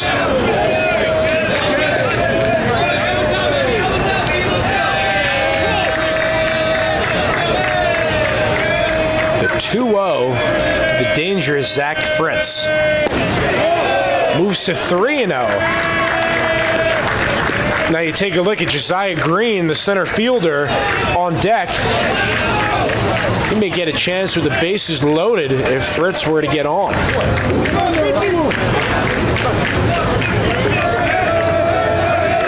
Trying to find the strike zone, Kevin Pimentel. He does.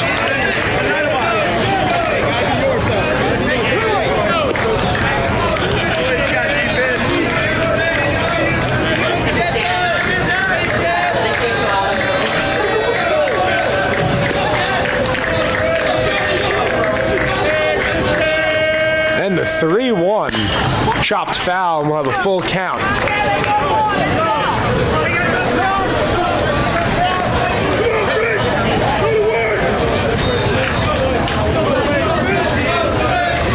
Wonder now if Fritz will choke up and attempt to make contact rather than going for it all.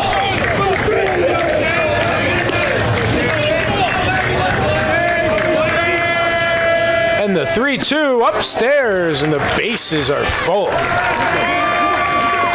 And does that trigger Joe Urso to come out? Or does he let his senior go on? That's the Center fielder Josiah Green. what we're waiting on. I don't think Reynolds has had enough time. So it'll be Josiah Green and Kevin Pimentel. If you're a baseball fan, gotta be pleased with a moment like this. High stakes, and Josiah Green isn't quite ready. Calls time.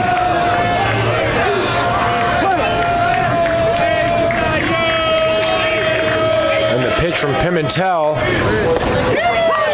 There's the curveball, catches the bottom part of the plate. Big pitch there by Pimentel.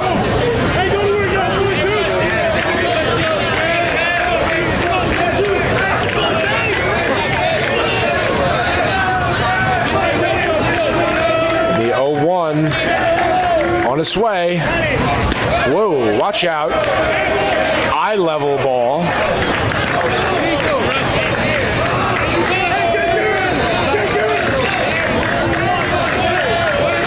Josiah Green, the sophomore from Amityville, New York, Holy Trinity graduate. There's that curveball again. Ben Pimentel's go-to pitch in this at-bat. You can tell Josiah Green not quite expecting it. Well, you might want to after seeing 2 out of 3. The 1-2 from Pimentel will be his 99th pitch. He gone! Got him swinging, and serving is vivid there after the big strikeout. And what a job Coach Joe Urso let his senior hang in there, and he got it done. Quality start, Kevin Pimentel. He's in line for the win. The score holds up. Yeah, he did a nice job fighting back after having about 2 or 3 batters where he just couldn't find the strike zone. Focused when he needed to. Kept the score at 3-1. So he probably done at an even 100 pitches. Is that what it was? An even 100? It was. Fitting. Quality start. That's what the Spartans were hoping for tonight. That includes Pizza Hut, Krispy Kreme, Jimmy John's, Lean Eats. Hoping to find his second win of the season. Well, if you look at Pimentel on the year, 12 innings, so 2 starts, so goes 6 innings.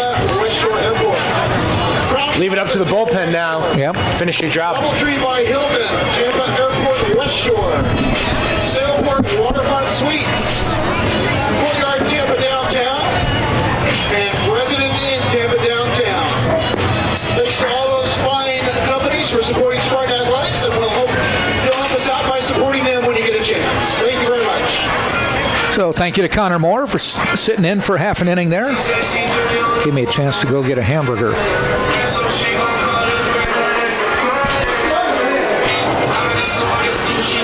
Varela still on the mound. Spartans will send up Earhart, Aliwine, and Servin, 2, 3, and 4. Combined, they are 0 for 4 today. Spartans have just 2 hits. They came from the 5 and 6 hitters.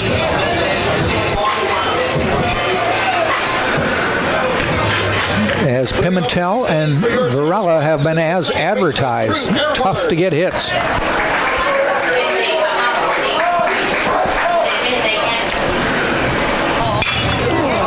And the first hit by Earhart out into right center field.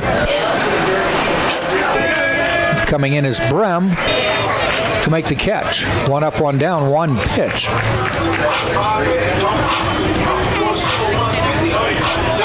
First baseman Alec Aliwine now to the plate.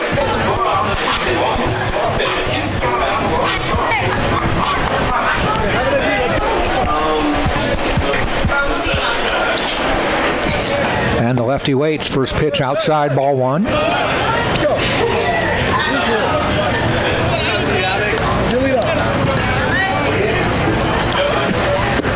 That one's inside, ball 2.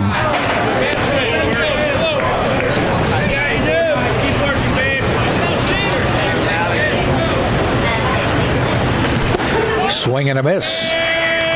2-1.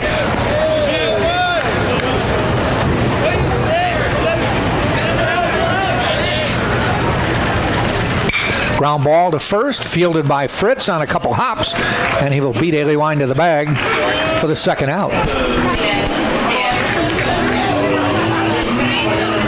So a quick 2 outs. Next batter is the catcher, Danny Servin. Danny Servin to the plate.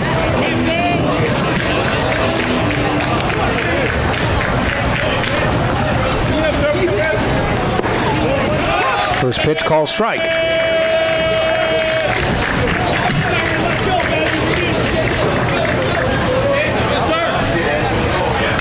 Popped up foul behind the plate.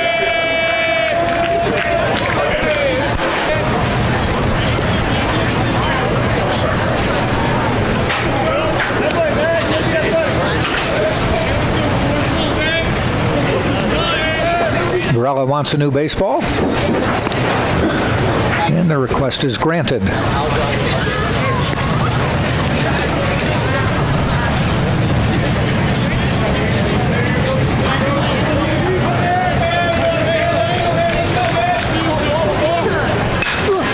And Servin with a base hit dumps one into right field. Third hit of the day for Tampa. His first hit of the day. We'll bring Danny Mater to the plate. He has one of the 3 hits, got the first of the hits for the Spartans when he knocked one off the wall back in the second inning. If he does it again, it'll be a 4-1 game.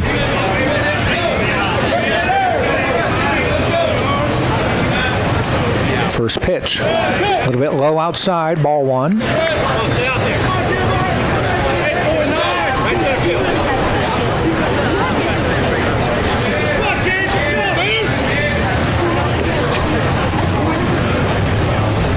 Swing and a miss.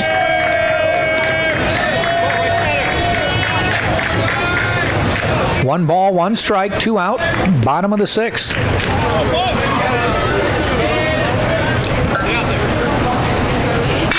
Popped up. They may have a play. Right fielder coming over. That's Brem. Fair territory, makes the catch to end the inning. Sky-high pop-up into short right field, about 10 feet inside the line. Ends the inning for the Spartans. They did get a hit. They left the runner on first. And at the end of 6, it is still Tampa 3, LIU Post 1. Coming to bat will be Michael Green, Mendyke, and Gerasi. You're watching right here on TampaSpartans.tv.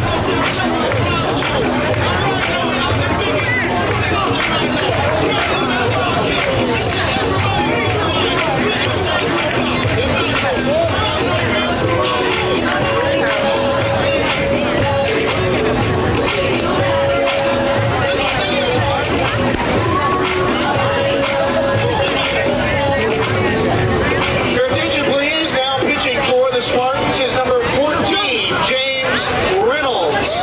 Reynolds, the new pitcher.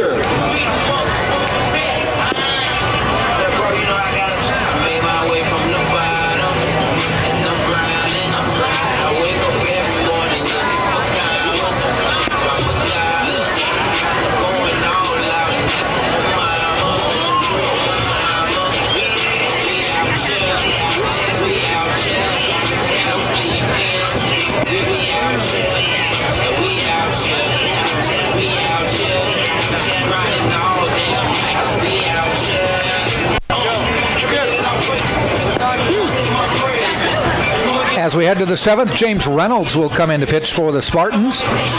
This will be his 3rd appearance of the year, all in relief. Has pitched 5 innings, 3 hits, 3 runs, 2 of them earned, walked 1, struck out 6, and has an ERA of 3.60.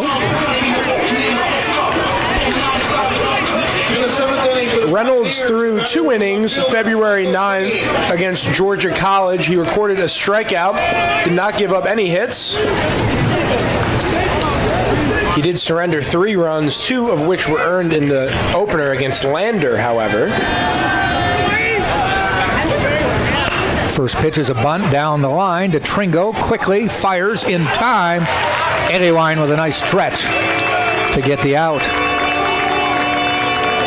That's a fine play by DeTringo. Not many players can make it with that type of ease. Ranging to his right, gets the ball, has strong enough arm, doesn't matter, gets him by a half step. And he's been playing right field for the Spartans most of this year, so having to adjust a little bit to third base. I noticed in the last game the Spartans played against Georgia College, Drew Earhart started at shortstop. As Joe Urso mentioned, he's got a lot of options, a lot of flexibility with some of his players. And I said, is that unusual for Earhart to play shortstop? And he said, well, it is for us, but he was a shortstop in high school. Ground ball up the middle, base hit for Mendyke. Mendyke has now been on base, back-to-back at-bats. He walked in the 5th, and now Geraci comes up. He lined out to left and struck out. Now batting, second baseman, Sal Geraci.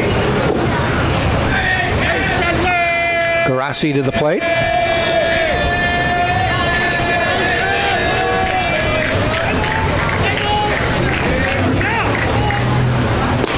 First pitch, call strike. Tying run at the plate.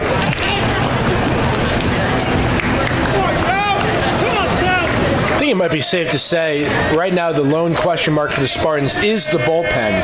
If they can get that taken care of, as a snap throw almost got him. If they can get the bullpen to be dynamite, the Spartans are as good as anybody. They may already be, but that may be the ultimate. Joe Urso did mention that was the one place they hadn't locked it down yet. And the Tampa offense has been great, especially these last 6 games. They've been on a tear. Tonight they're a little quiet. Yeah, Varela, he's done quite the job shutting them down, but they've mustered out 3 runs on only 2 hits, so that speaks volumes to Tampa just finding a way to get it done.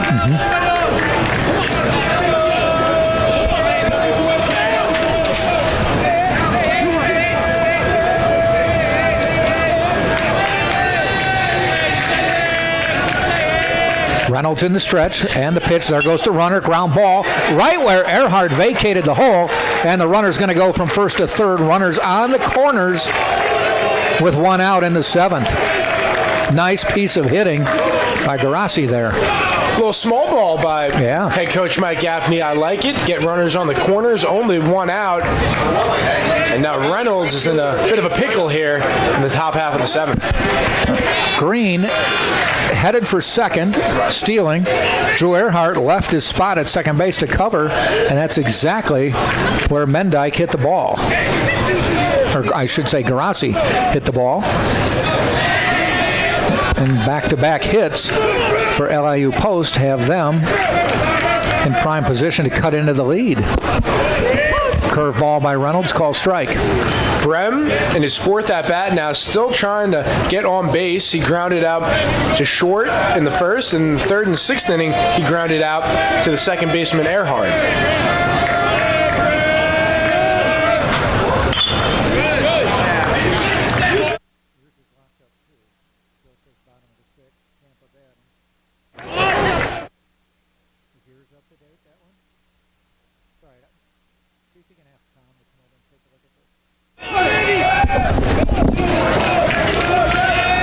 No balls, 2 strikes.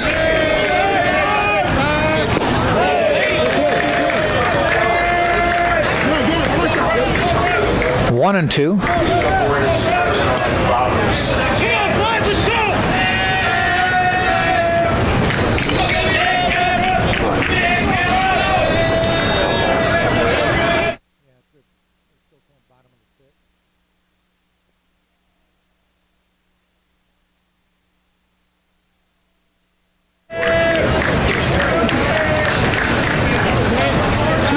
2-2 on Brem, 1 out. Runners at first and third for LIU post here in the 7th. Reynolds in the stretch. The pitch. Ground ball heading out to short. They get one, the relay, and they get out of the inning with no damage.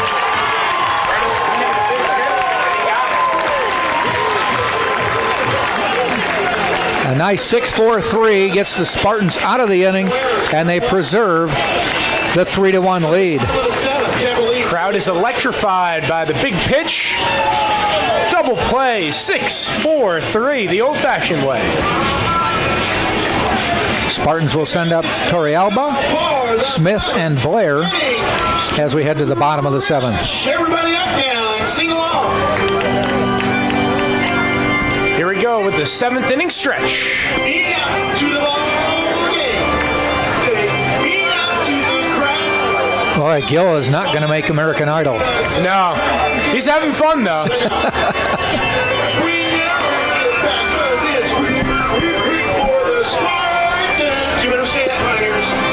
It's a shame, guys. 1, 2, 3 strikes. Gill Swalls, ladies and gentlemen. Former marketing director here at the University of Tampa, just retired after the last school year, coming back to be the PA announcer. Great guy. Pressure's off him now, so he's letting his hair down, literally. I'm going to say it again and again, but this is a picture-perfect night here in Tampa, Florida. What a better place to be playing February baseball.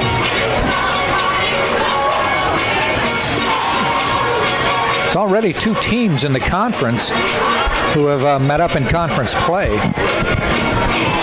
Yeah, Nova took 2 out of 3 against Barry. Yeah. So they each played 1 series and then went right at each other in conference play. So we get a look at Torrealba. He singled in the 2nd and struck out in the 4th. Varela, his 93rd pitch is out of the zone. Ball 1. Torrealba, one of the 3 hits the Spartans now have. Swing and a miss.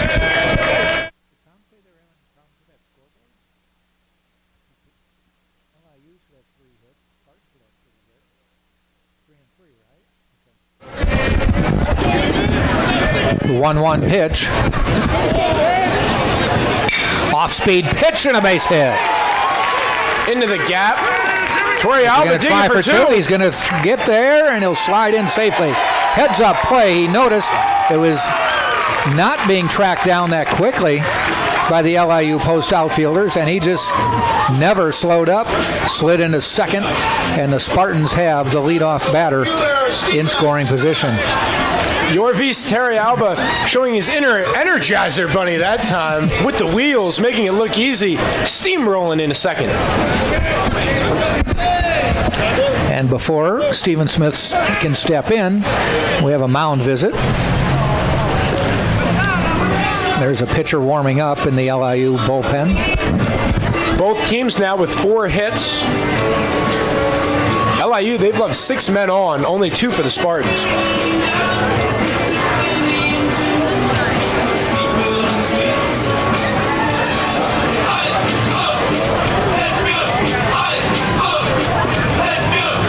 Stephen Smith looking to make contact for the first time in this game. He has struck out twice.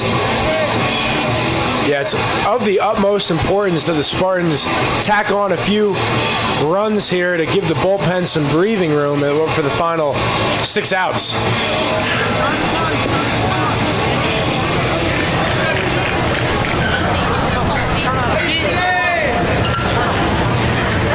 So the conference is over. Varela back to the mound. In the stretch, looks back, sees a man on 2nd, fires to Smith, looks to bunt, pulls it back. 1st and 3rd in at the corners. Might have the wheel play on if a bunt is drawn by Smith.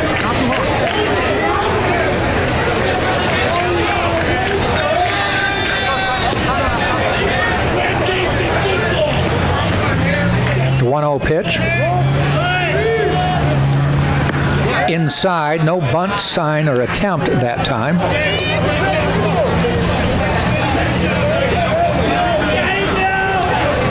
Yeah, Smith playing some mind games, showing bunt the first 2 pitches, taking back, now not even on the third. And the 2-0 coming up. This time he shows it, pops it up. I don't know if he'll get it. No, it hits the screen.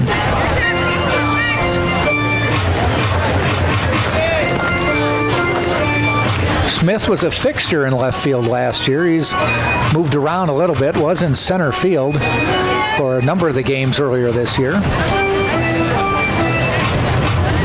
And with Durr not in the lineup tonight, they moved him back to left. 2 balls, 1 strike. Smith shakes the bat and awaits. Throw to second. Torrealba's back. For a right-handed pitcher, the hardest place to throw back is second because you have to do a 180.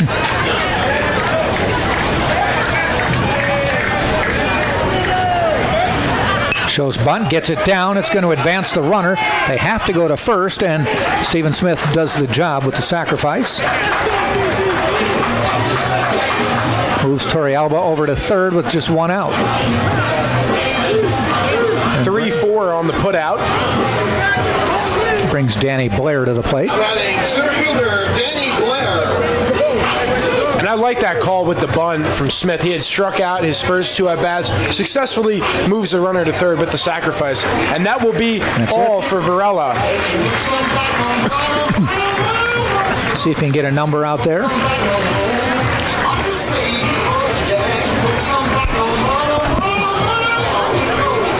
Varela will be responsible for Torrealba.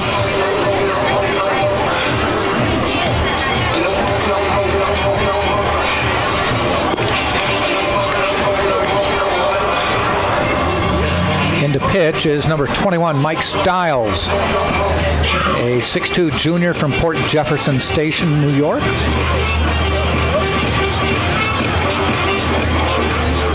Attention, please. Now pitching for the Pioneers. So both pitchers right near the century mark in pitches thrown tonight. Kevin Pimentel exactly 100. A little bit about Stiles. He's from Port Jefferson, New York. Last year he appeared in 12 games. He had 1 start, 2-0 record. Pitched 35 innings, notched 24 strikeouts. And in 4 2/3 innings, March 31st, he had a season-high 7 strikeouts, so he can get the swing and miss.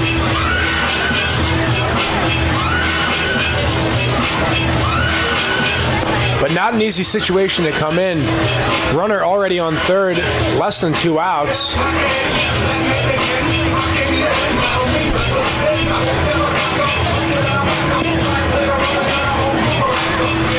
It'll be Danny Blair coming to the plate for the Spartans. He has walked and popped up to Once again, the batter is the center fielder. second base. Back in the 5th.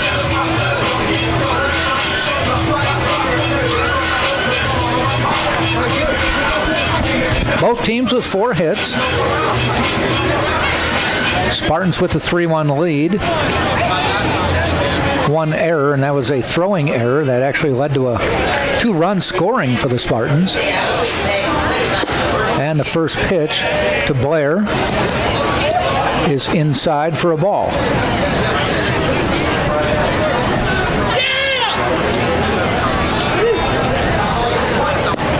Inside ball 2. Infield in, looking to go home, presumably. Yep, this time they're all in. They had been playing just the corners, previous batters. But they don't want that 4th run scoring. But they're 3-0 on the count. Outfield playing straight up with the speedy Torrealba. Anything hit decent should get him home. Yeah, they won't get him. And 4-pitch walk for Stiles in relief. Not the start he wanted. Could No. not locate the strike zone. Definitely not. Navarrete to the plate for the Spartans. Number 9 hitter in the order.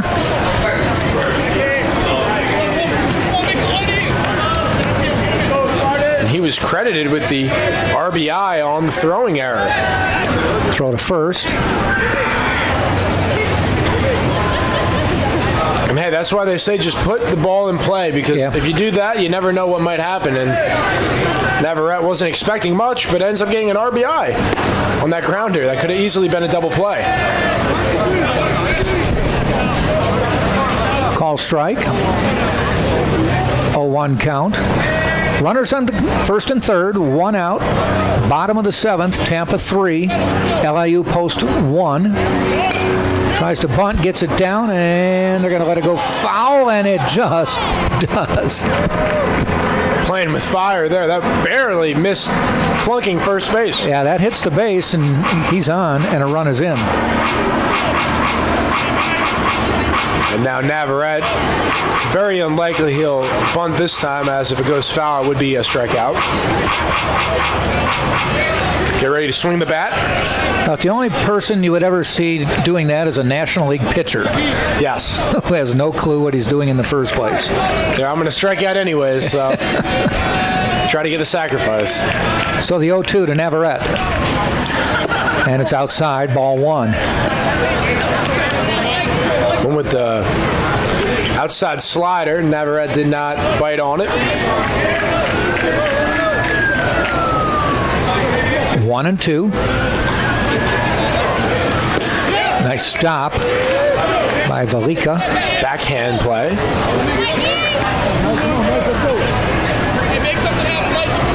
Two and 2 now.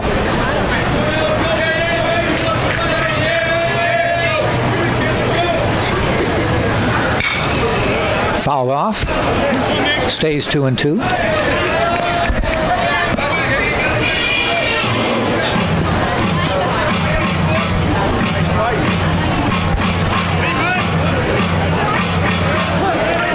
Top of the order awaits. Nick DeTringo in the on-deck circle. Navarrete still has some unfinished business here. The 2-2. Called timeout. And granted. You rarely see that, a late That was a little like late. That. Yeah, it was late. Styles already in his throwing motion. You don't want him to stop and potentially injure himself. Could get hurt, yeah. So you got to let him follow through. No harm, no foul. Pitchers are told to follow through when that happens, but it doesn't mean you will instinctively do that. Fouled off. And pitchers hate it, especially at this time in the ball game, because when you have to follow through, the hitter gets to see what pitch you were going to throw, and sometimes they don't want to reveal that. So still 2 and 2, and the pitch, and inside, full count. Just kind of turned the shoulder, hoping it might hit him.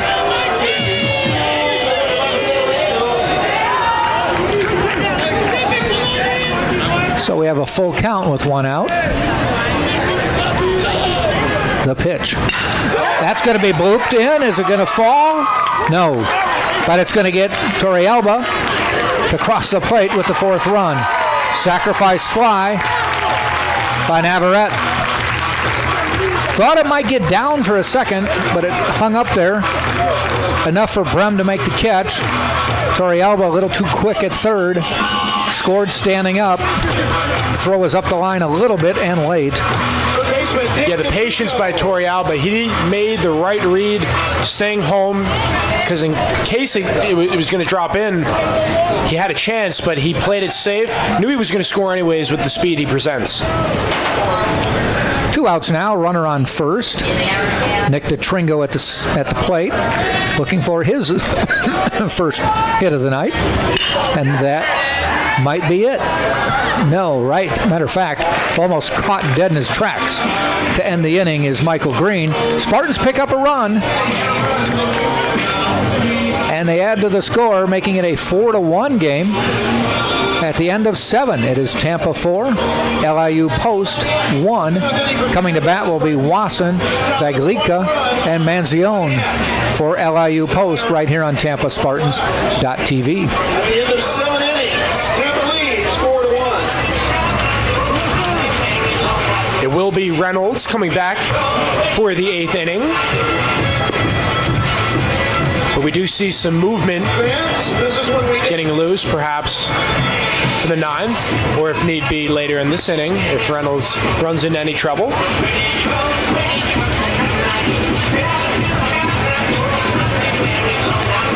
Got the heart of the lineup coming up now for the Pioneers, so trailing by 3. Your coach, Mike Gaffney, you want to string at least 1, maybe 2 back here. Give yourself a better chance for last licks in the 9th. They did make some noise against Reynolds. Got 2 hits last inning, but he got out of the inning on a nice double play ball. Started with short.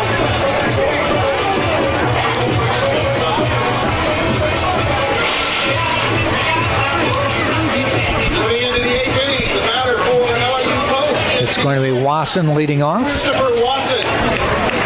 Wasson hit by a pitch back in the 1st inning. Flew out to left, flew out to center. Got to give credit. Pimentel retired Brem 3 times. Reynolds got him last inning. That's their leading hitter of last season average-wise, so they've shut him down. First pitch from Reynolds, a called strike. Wasting no time, right back to the rubber, getting ready to release. Ground ball to Tringo, it's foul.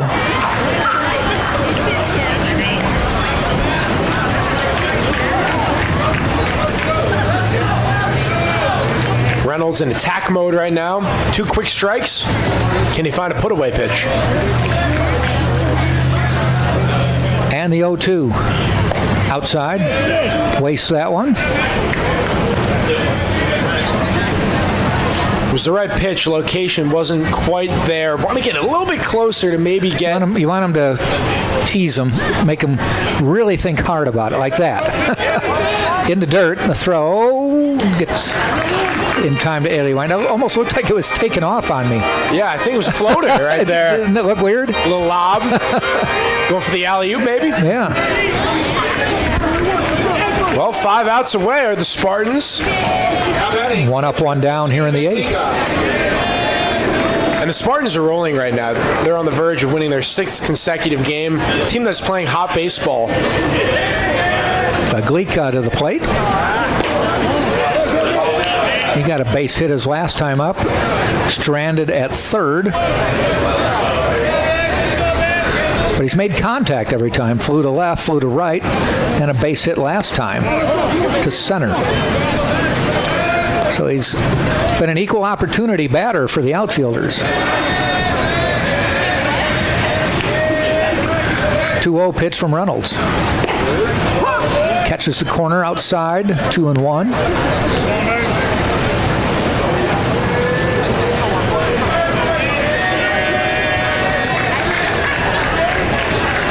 And the pitch, a little bit high inside, 3-1.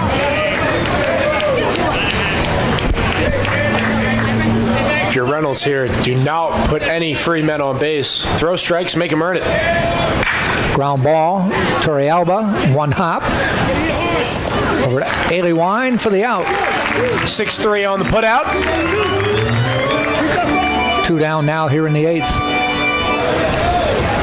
We'll bring Manzione to the plate. Getting that out was so crucial. Even if Manzione hits a 500-foot home run, you're still up by 2. So, yeah. I'm telling you, he's a big kid. He just took a couple practice swings, and that looked like a wiffle ball bat in his hands. And the first pitch, and he inadvertently hits it back. Reynolds gets it and gets out of the inning. Just a check swing that he couldn't get the bat out of the way, and that's not the at-bat he wanted, but it's the at-bat the Spartans wanted, and they get out of the inning. They've now played 7.5, and the Spartans holding on to that 4-1 lead right here on TampaSpartans.tv. Coming up will be Fritz, Green, and both the Greens coming up next. And those 3 are combined 0 for 8. So the Spartans have held them in check. And that might have been the quietest out of Michael Manzione's career. A little dribbler right up to Reynolds. Spartans will have Earhart, LIU, and Servin in the bottom of the 8th. For being so cheerful today. Crown Plaza offers business travelers high levels This is a big inning, obviously, because if the Spartans score another run, it would not be a save opportunity for the 9th. So movement in the Spartans bullpen. Need to record 3 outs one way or the other. Well, I would think he would get to save Reynolds because he's already pitched 2 innings. Correct. If he were to stay in, yes. Yeah.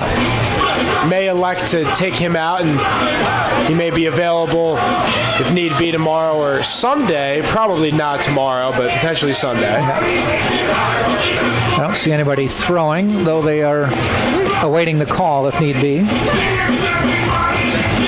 Varela still pitching, though.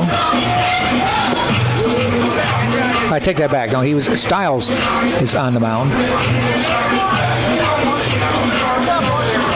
Spartans sharing the ball. They have 12 assists on the game. Really? Only 3 for the Pioneers. Granted, Varela was striking out a bunch, but Pimentel, he was getting hitters to roll over on the ball, and the defense has been on display. 11 ground balls, matter of fact. Yeah, they have 12 assists out of 24 outs, so half their outs. Basically, that translates into ground balls and the toss across. Earhart looks at ball 2. 4-1 Tampa, bottom of the 8th. Strike call, 2-1.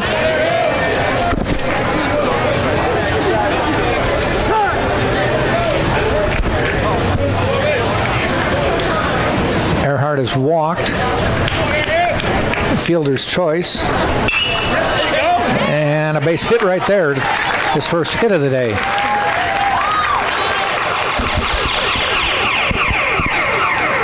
Leads off the inning. 1 for 4 now. Came in batting .333. Extending his hitting streak. Actually 1 for 3 with the walk. Correct. So his average staying at .333, not going nowhere. Alleywine, he's been held in check. Struck out. Flew out rather to center and grounded out to first in his 3 at-bats.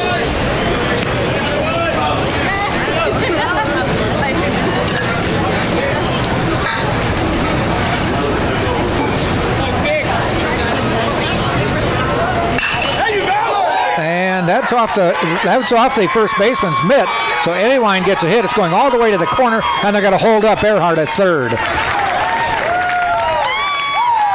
I like the decision. Now 2 runners in scoring position, nobody out. Spartans can blow this one wide open. That was a rocket by Alleywine. The lefty just pulled it, and it hit Fritz on the mitt and was deflected just a little bit foul, went all the way deep into the corner. He cruised into second, Earhart into third, and Joe Urso held him up. And we'll never truly know if that would have been a fair ball had it not hit Fritz's glove. It would have been, close, though. Tough call for the first base umpire, Russ Cromley. But fortunately for him, he didn't have to make a call as it ricocheted off of Fritz.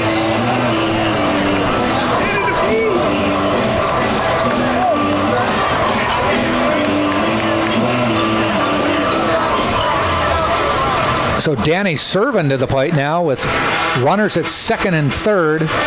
Nobody out, bottom of the 8th.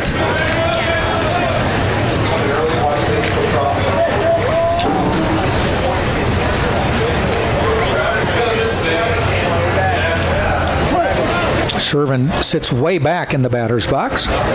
Styles fires. A little off-speed pitch. They said it was low. Looked like a slurve there. Yeah, it just kind of meandered up there.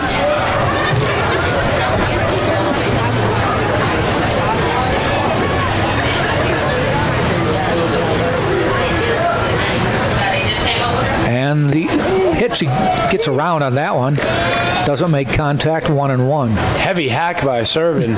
Noticing Styles has had some long pauses on the mound. He makes his first move.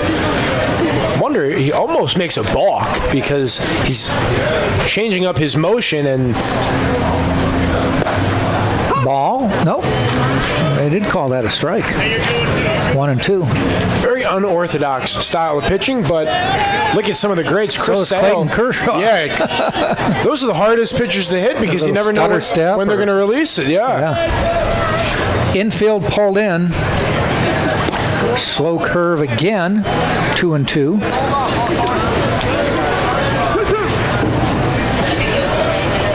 They want to play at the plate. So all Servant has to do is try to poke it through here. Yeah, if you're the Pioneers, can ill afford to surrender any more runs if you want to have a chance in the 9th. Fouled off.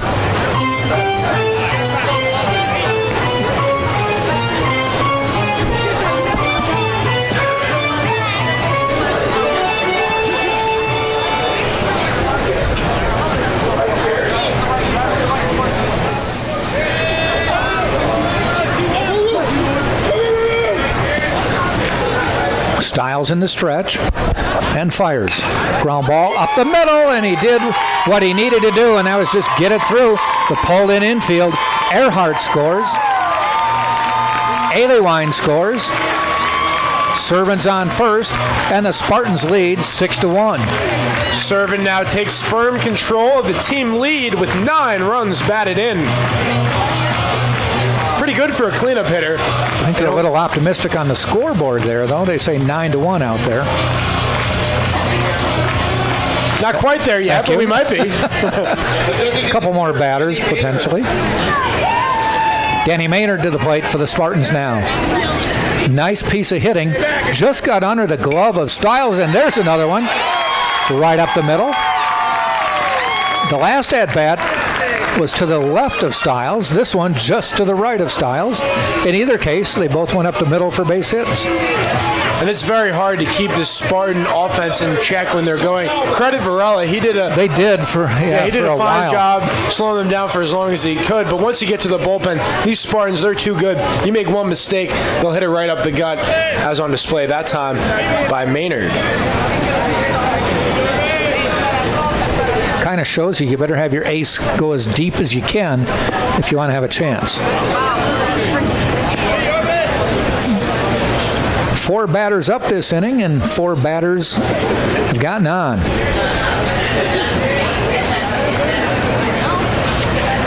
All with base hits.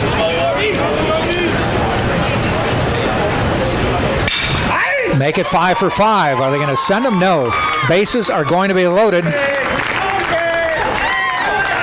Torrealba having himself a day. 3 hits in 4 tries.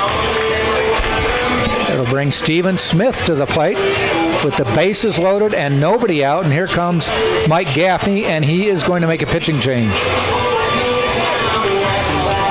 Understandable. 5 hitters this inning, all getting base hits, all singles. Am I right on that? All singles? Yes, and Styles, he only faced 8 batters, but 6 of them got on, so maybe it was not his night. 28 pitches.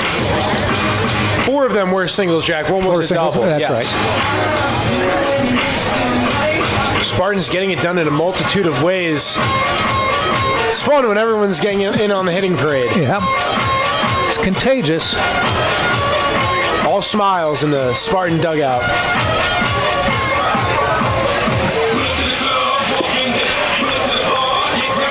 And yeah, they started out slow, but now 9 hits. 9 hits on the night. It looks like number 10, Pat McCabe, coming in, a 5'9" junior from North Babylon, New York. Pat McCabe coming in. Not an ideal situation. McCabe last year appeared in 7 games. He had a 1-1 record, pitched 9 2/3, accumulated 9 strikeouts. His best game was February 16th against Limestone, recorded 4 outs, 2 via the strikeout. Majoring in history education. Really? Does that mean you want to be a history teacher? Sounds like it.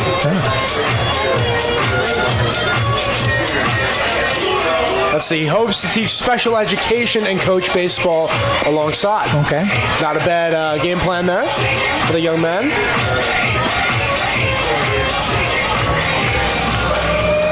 But you mentioned this might not be the most pleasing encounter that McCabe has ever entered in a baseball game. Yeah, bases loaded, nobody out. in Tampa, Florida. A team that's had 5 consecutive hits. First game of the year. How are you doing?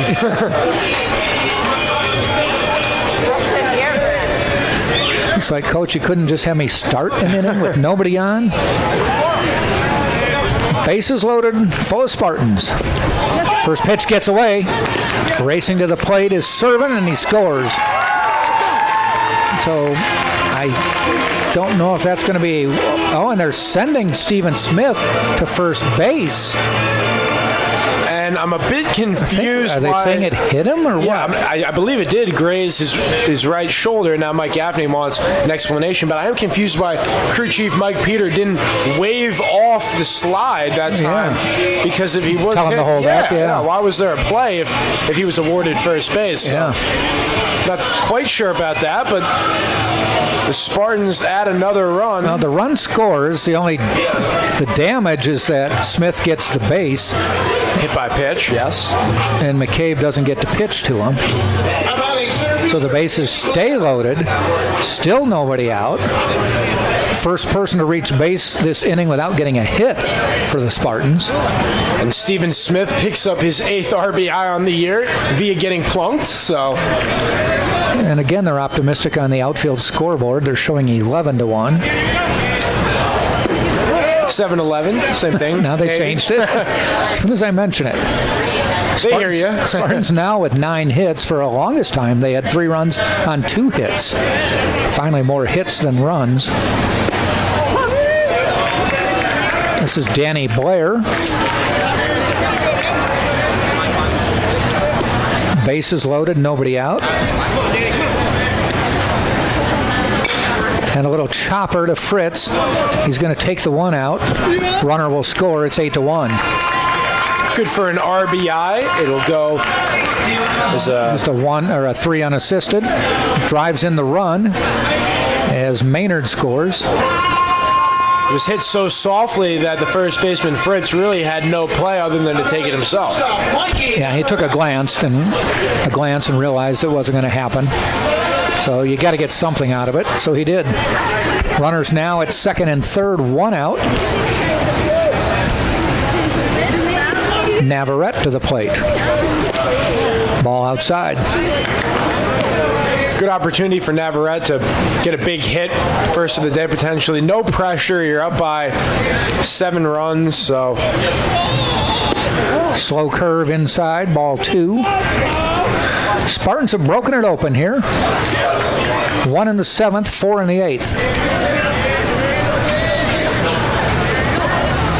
And that one's going to be shot into left field. Caught it on the run, the throw to the plate, and coming in to score for the Spartans, Torrealba. Be interesting to see what the ruling is on the Michael Green throw from left field, which allowed the runner from second to move up well off the third baseline. The throw, we saw a bounce over here. So we will see what the official scoring is, but that very well could be a throwing error on the left fielder.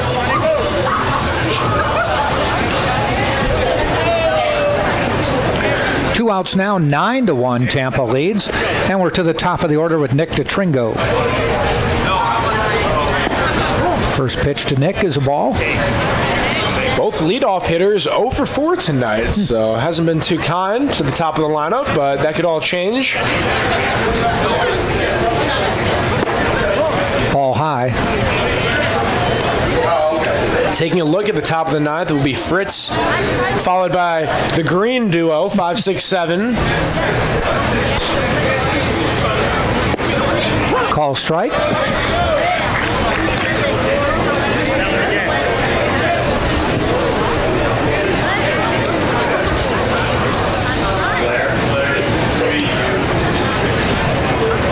And DeTringo gets plunked. So Stephen Smith got on by getting hit in the foot. DeTringo gets on by getting hit in the shoulder blade. Hope the Spartans are wearing some padding. At least a thick sweatshirt or something. Runners now on first and third with 2 outs. Several of the guys might be getting ice baths after this. Drew Earhart to the plate. I believe he led off this inning with a single. Yeah, Spartans batting around. You're right. He was the first of 5 consecutive base hits. 1-4-2. If you're going to add an error for LIU post, and he hits one to center field. Joshua Green back and makes the catch to end the inning. So a big inning for the Spartans. They put up a 5 spot. And the official scoring will give Green, the left fielder, a throwing error on that sac fly. That'll be the second for the Pioneers. So in the inning, Spartans 5 runs, 5 hits, 1 error, left a couple. We go to the top of the 9th. Tampa in control now comfortably, 9-1 right here on TampaSpartans.tv. We do get the confirmation on the throwing error. And it would not have been an error, but it was so far up line that the catcher with Leakin really didn't even have a play to stop it. Yes. The runner only advanced because the throw was bad. Indeed. He didn't advance because he was tagging. Well, I'm sure Mike Gaffney and the Pioneers are looking at the drawing board trying to find the 8-run swing if it exists out there. Got a new pitcher for the Spartans. Be number 42 getting the ball. And is Devin Phillips from Dade City, Florida. A junior for the Spartans. Phillips, his second year with the program. And I'm sure Coach Urso is telling Phillips one thing: go out there, throw strikes. Throw strikes, and let's go home. Don't make this any more than it needs to be. Well, for Mike Gaffney, you got to try to look at the positive and say, this was a pretty close game with our ace on the hill for 7 innings. Then it kind of got away from us. I guess the concern is what do you have left after Varela? Absolutely. That's going to be something they're going to have to look towards. And interesting you mentioned that because baseball is such a quick turnaround. We're going to be here early tomorrow afternoon. They'll be right back at it. It's not like a sport like football where you get 6 days to sit on it. Now you got to put this one behind you if it is indeed a loss. So if you're the Pioneers, got to look at the positives. Like you say, Varela had a quality start, even though they did not win. It was a tight-knit ball game really up until the last inning. It was only 4-1. Still could have been within striking distance. He's got to find what does he have on the mound after Varela, and where is he going to get some hits? We've had 4, but really nothing since the first of any consequence. That one came back toward us. Good thing they have a net. And that's what makes Tampa so difficult to contend with, because they have several key pitchers that all serve as aces, if you will. Not every team has that luxury. A little breaking ball by Devin Phillips.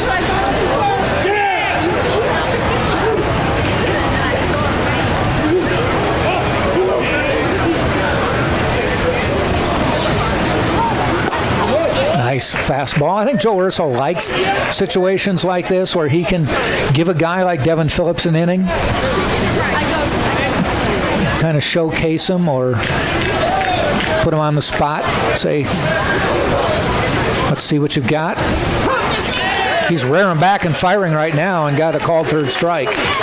Yeah, he looked sharp in that first at-bat, and going off your point, Jack, Coach Urso, he's got Reynolds. He might be available tomorrow if they need him, definitely for Sunday, but that's a great thing about expanding this lead. Not too many Spartans should be out moving forward. So that is a major league pop-up. Servin waits, throws the mask away, makes the catch. Nice job, Danny Servin. That is a textbook play on how a catcher should make that play. A little shimmy shake, if you will. Thank you. How do you do? 1 out away. One thing that's very hard for catchers to get comfortable with on a play like that is where you're standing when you think you're under it is not where the ball is going to land. It's going to come back toward the plate, and you need to be ready to make that move. He held onto the mask until he knew where he needed to be. Then he threw it away. 2 outs now.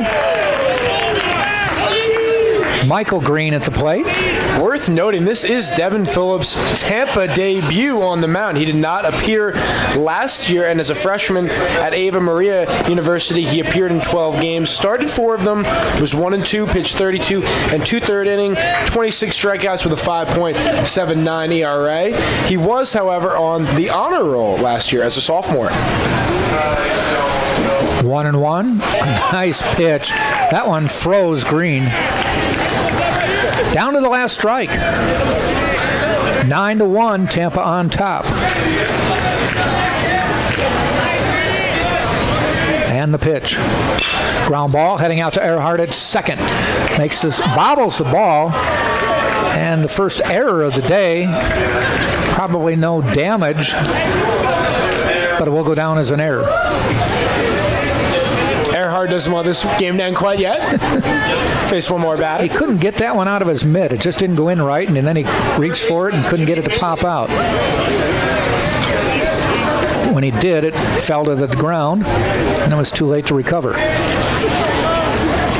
Gives one more batter a chance to bat. Mendyke. Ball outside. Devin Phillips gets another batter to face. The 31st batter of the game for the Pioneers, only 4 hits. Not many. Spartans wiped out a couple base runners with walks, with force outs. A couple walks earlier. A couple big double plays. One big double play with the game in the balance. 1-1. Again off speed. Called a ball. It freezes.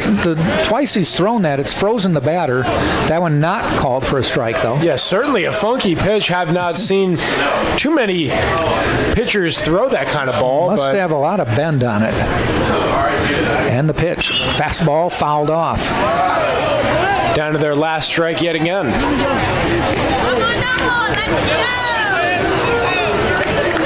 We will be back. Game time 2 tomorrow.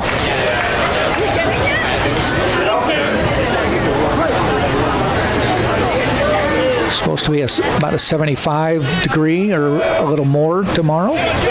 Bring the sunglasses out. Hit out into center field. That may get down. It does. Cut off by Stephen Smith. The left fielder tries to go back to second.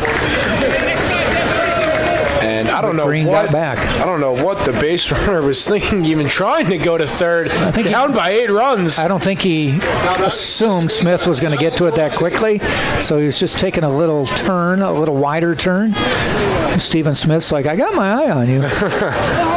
Don't think you're even going to contemplate. Yeah, if he went to third, that would have been a hard one to win in an argument with head coach Gaffney. What are you doing there? Yeah. Garassi at the plate. First pitch is a ball. Runners at first and second now. 2 outs. Top of the 9th. Tampa leads 9-1. LIU post trying to prolong the game. Call strike. And if Garassi were to get on, not saying he would storm any comeback yet, but it might get Coach Joe Urso moving around over there thinking, do I need to get another pitcher? This is Devin Phillips' game. I think so. I think he can do it. There isn't even anybody sitting in the bullpen, let alone warming up. Ball inside, 2-1. Don't want to lose Garassi here. Number 9 hitter. So he's kind of like Devin. If it goes to 9-6, I may put somebody down there. But until then, hopefully, don't get to that point. Yeah, you're in trouble if it gets to that. Absolutely. Swing and a miss. He went fishing for that one, and again for the third time. We're down to the last strike. Third time the charm, maybe. We'll see. Looking for the exclamation point. Phillips leans in to the stretch, the 2-2 with 2 out. check swing, call strike. He had to appeal it with the base umpire, and it is a called strike 3, and that is how the Spartans wrap up this game. Spartans win it to go to 6-2 on the year, now have a 6-game winning streak for LIU Post, their first game of the year, and they fall to 0-1 on the season. For the day, the Spartans 9 runs, 9 hits, 1 error, and for LIU Post, 1 run, just 2 hits, and they committed 2 errors on the day. Connor will do it again tomorrow. 2 o'clock is game time. Until then, we'll see everybody. Thanks for joining us on TampaSpartans.tv.